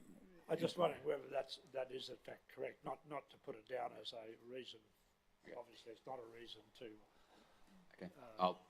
I'll take that as notice, and I'll check the numbers, and I'll put some data in there for you, for updating the paper. Just some, I guess some housekeeping, Wendy, in regard to the manager suggesting that that you'll add information into this report. That can't be done. However, can information be taken on notice, which can be included in the submission as reasons? Can we just get clarification here, please, Councillor Carroll? Councillors, if you just resolve that as it is now, we could present or draft an application and circulate it to councillors, or you could just authorise me to provide the correspondence to the minister, and we'll just incorporate all the comments in relation. Otherwise, you'll get into very specific detail about what you want in and what you don't want. Well, I think that's what Bailey is doing now. So if Bailey notes those bits and pieces that will be raised, the feedback, and then that can be taken on. This recommendation will still cover off on the submission, which will include feedback from all, and then it can be sent to councillors. The feedback, the submission, is that? Yeah, we can provide the submission for councillors. But there'll be no point for councillors to respond to that submission.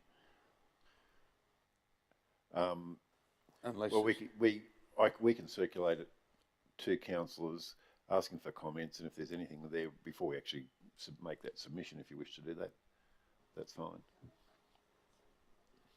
Yeah, well, I'm happy to do that if councillors are of the mind to do that. But the motion we're voting on is that motion only, not what the submission looks like. That's exactly right. I've just got a few questions lined up. Councillor Carroll.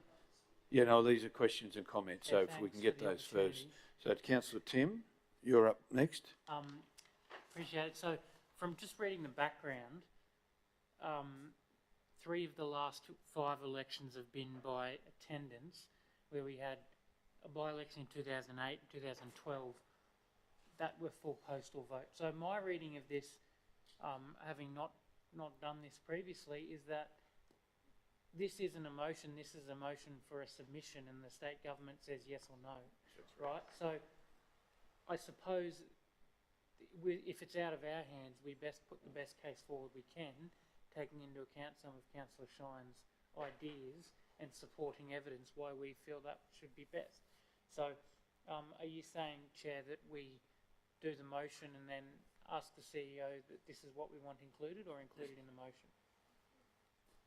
What I'm suggesting is that Bailey has sought some clarity around the room for things to be added in the submission. Submission hasn't been drafted yet. Right. So from here, from this motion gives authority to, yes, we're going to draft a submission. And then I'd suggest that even the March meeting, that draft submission could be presented to council. I appreciate that. Which would be the most transparent and open way to do it. Thanks for that. So this is the first part. Otherwise, Bailey will spend time putting together a submission, and there may not be any desire, but if there's desire to do it, that's the first step, and then in March can come back with the submission. Councillor Nancy, next. Thank you, Chair, and thanks for this, Bailey. So, Bailey, just on page 229 on board books, where the advantages and disadvantages table is, the very first disadvantage says it can take up to 2 weeks to declare a result. That can happen doesn't matter which way, so I really think that probably needs to be removed, to be honest. And then on page 230, just above risk management matters, it says there, as well as for candidates who are not forced to fund advertising campaigns on the day. It's not really about funding advertising campaigns on the day, it's about finding enough volunteers to stand at 54, I repeat, 54 booths across the region.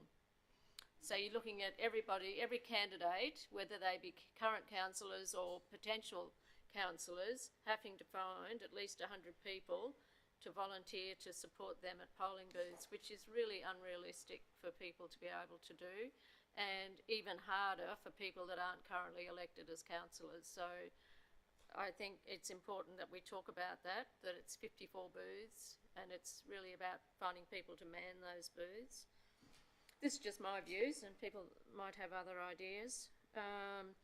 And also the fact that we would have to be the highest undivided council in relation to the number of booths. So I had a quick look through on the website this morning, and the closest I found, I think, was Southern Downs, who had 23 booths, and South Burnett had 21, and we have 54.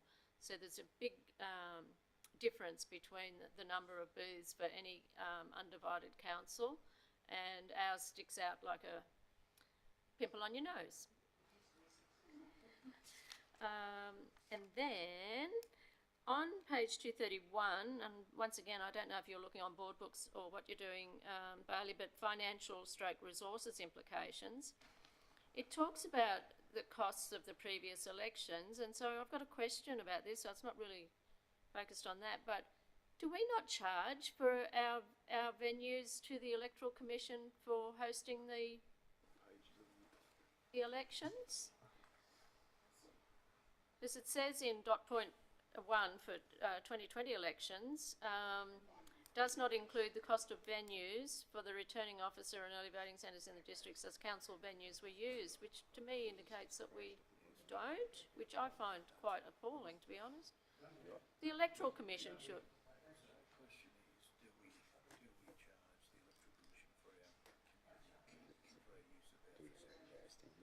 So the other thing with the Electoral Commission... So the answer there from the CEO is no, we don't charge for that use of those facilities. So with the goods shed, which was used last time, the ECQ really did a lot of damage to the floor, in the Good Shed.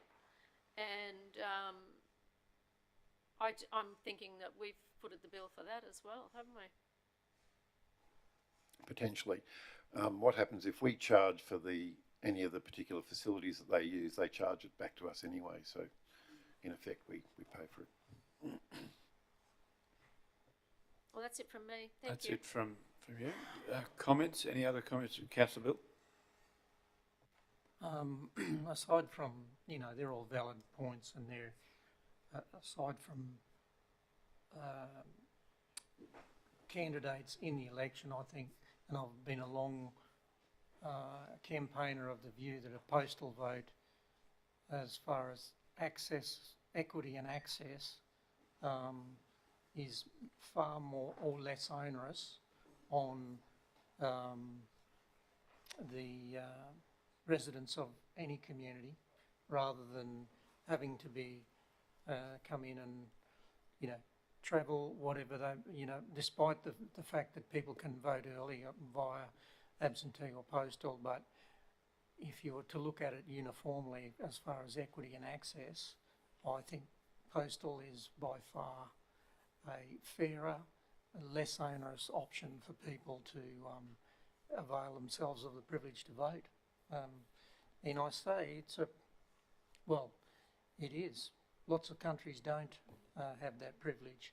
So I think if we keep it as less onerous as possible for people, because the more people that vote, the truer sentiment of the broader community is then unfolds in the election following. The results. Bailey's writing in shorthand script. Well, looks it up here to get that information in as well. Councillor Carr. Councillor Carey. Just as another ground basically raised by Councillor Summerfield really was that even allowing for the cost of living going up since 2012, the postal vote cost there was half of what the attendance cost is. So that would be another ground, even though it's council's money as opposed to state government's money. So Bailey, you've got quite a few things there. Are you comfortable with how we are? So I can go to the. We've got to move in a second. Are you comfortable with where you're at this stage? Yes, I've got enough information to prepare a draft submission for council to review. That can come back through to the March round of meetings, or perhaps directly to the ordinary meeting in March if need be. Councillor Tim, another question, comment? To Bailey. So if we look at similar sized councils like Ipswich, who are divisional, that means the elected member has a piece of the pie, and that means 15 or 18 at most polling booths, and that's their whole area. Where we're a non-divisional council means we cover the whole area. So it goes back to Councillor Nancy's point. I think that has some valid to be included in the submission. Thanks. Probably just reinforces the comment made earlier. So we have a mover and a seconder. Councillor Carroll as the mover. Would you Thank like you to? very much. I would thank you because everyone else has had their comment on it. In February, March 2020, tens of thousands of people were dying in the north of Italy, which is where COVID started. And the decision was made to continue to hold the local government election as an attendance. And they made the decision in Italy that they wouldn't treat anyone with COVID over 60.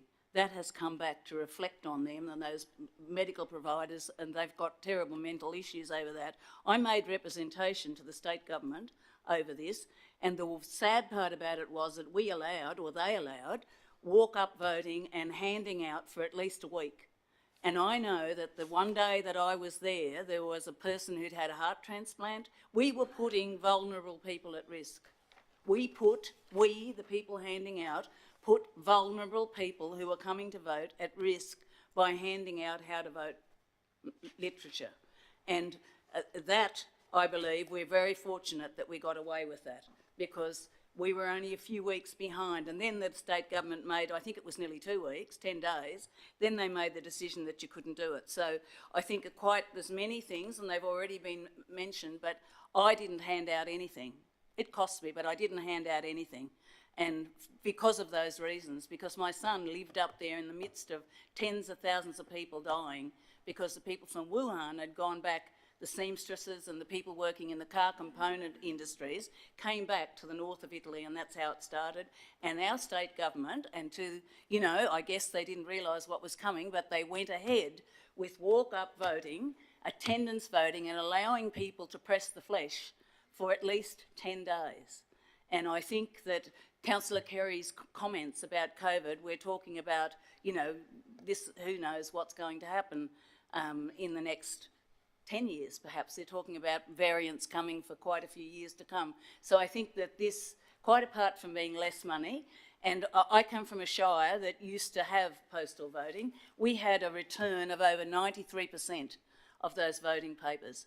93%. So people appreciate being able to vote in their own homes, in the privacy of their own homes, and bringing it back.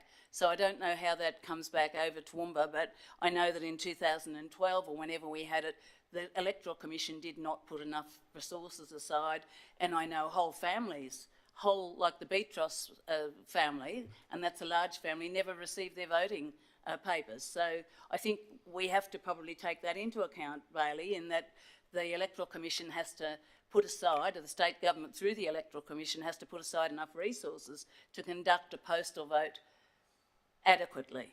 So I don't know whether any of you remember, but I know I had people phoning me, and some of them never got to vote. And some of them got other people's voting papers, and all of that went on when we had that postal vote. So all of that needs to be taken into account when you look at how successful that was, because I probably personally know about 200 people who didn't receive papers. So I think the Electoral Commission has to have a look at their resources if they're conducting any sort of an election. Councillor Summerfield's right in that we, in most of our elections, we don't know for some 3 to 4 weeks what the result is. So I think, to have that as a con is probably not adequate, because it still takes a long time. But anyway, they're my points, and I totally support the 100% postal voting. Thanks. Is there anyone with a dissenting view or wanted to voice their opinion against this motion? If not, we'll go to the vote. Those in favour? This motion's carried. Thank you, Bailey. Look forward to the submission coming back in March, if not at the committee meeting, at the ordinary meeting. Councillors, move now to adjourn the Finance and Business Strategy meeting. Have someone to move by Councillor Kerry, seconded by Councillor Rebecca. Those in favour? That motion is carried. Given the fact that the Mayor is an apology and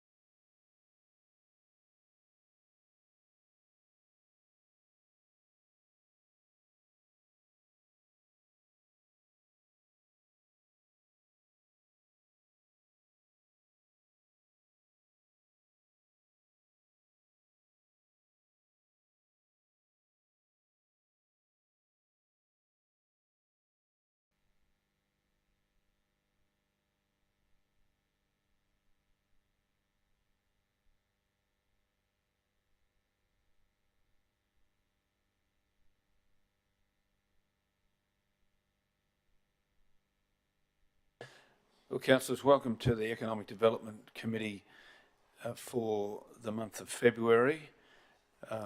There are no items to work through today, but I would like to for someone to move the acceptance of the Mayor's apology for the meeting, Councillor Megan and Councillor Carroll, acknowledging the Aboriginal parties whose songlines traverse these lands we meet on today, the Western Waka Waka, Guyabal and Jarrawa peoples.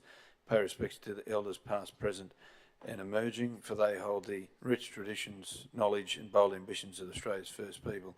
Those in favour of that motion? That motion is carried unanimously. Be there no other items, we'll close the Economic Development meeting and move back to the Finance and Business, which may take a little bit of time. Is that right, Wendy?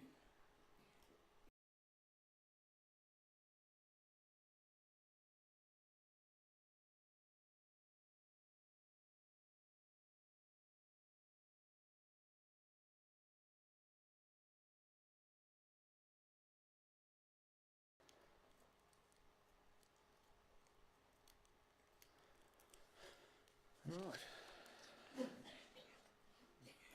We're right to go? Thank you, Wendy. So our next item in the finance and business strategy is to go to a closed session. So if someone moves to close, moved by James, seconded by Tim. Those in favour, that motion is carried. Councillor Carroll, are you okay there? You sure? Okay. Just might shut that back door as well.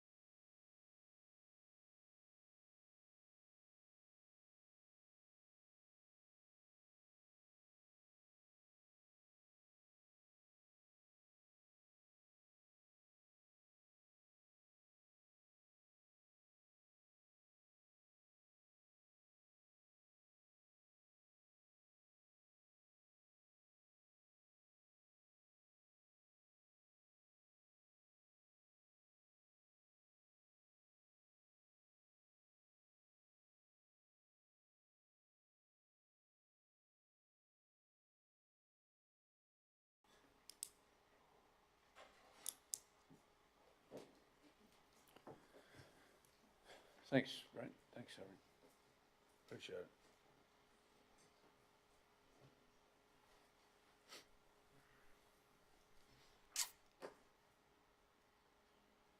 Councillors, our final item, which is item number 9, is there before us now for voting. It's the information communication technology area, and the motion is simply that the report be received and noted. Have someone moved by Councillor Shine, second by Councillor Melissa Taylor. Those in favour? That motion is carried. So Wendy, did you get that one? Councillor Shine and Councillor Melissa Taylor? And the motion was carried.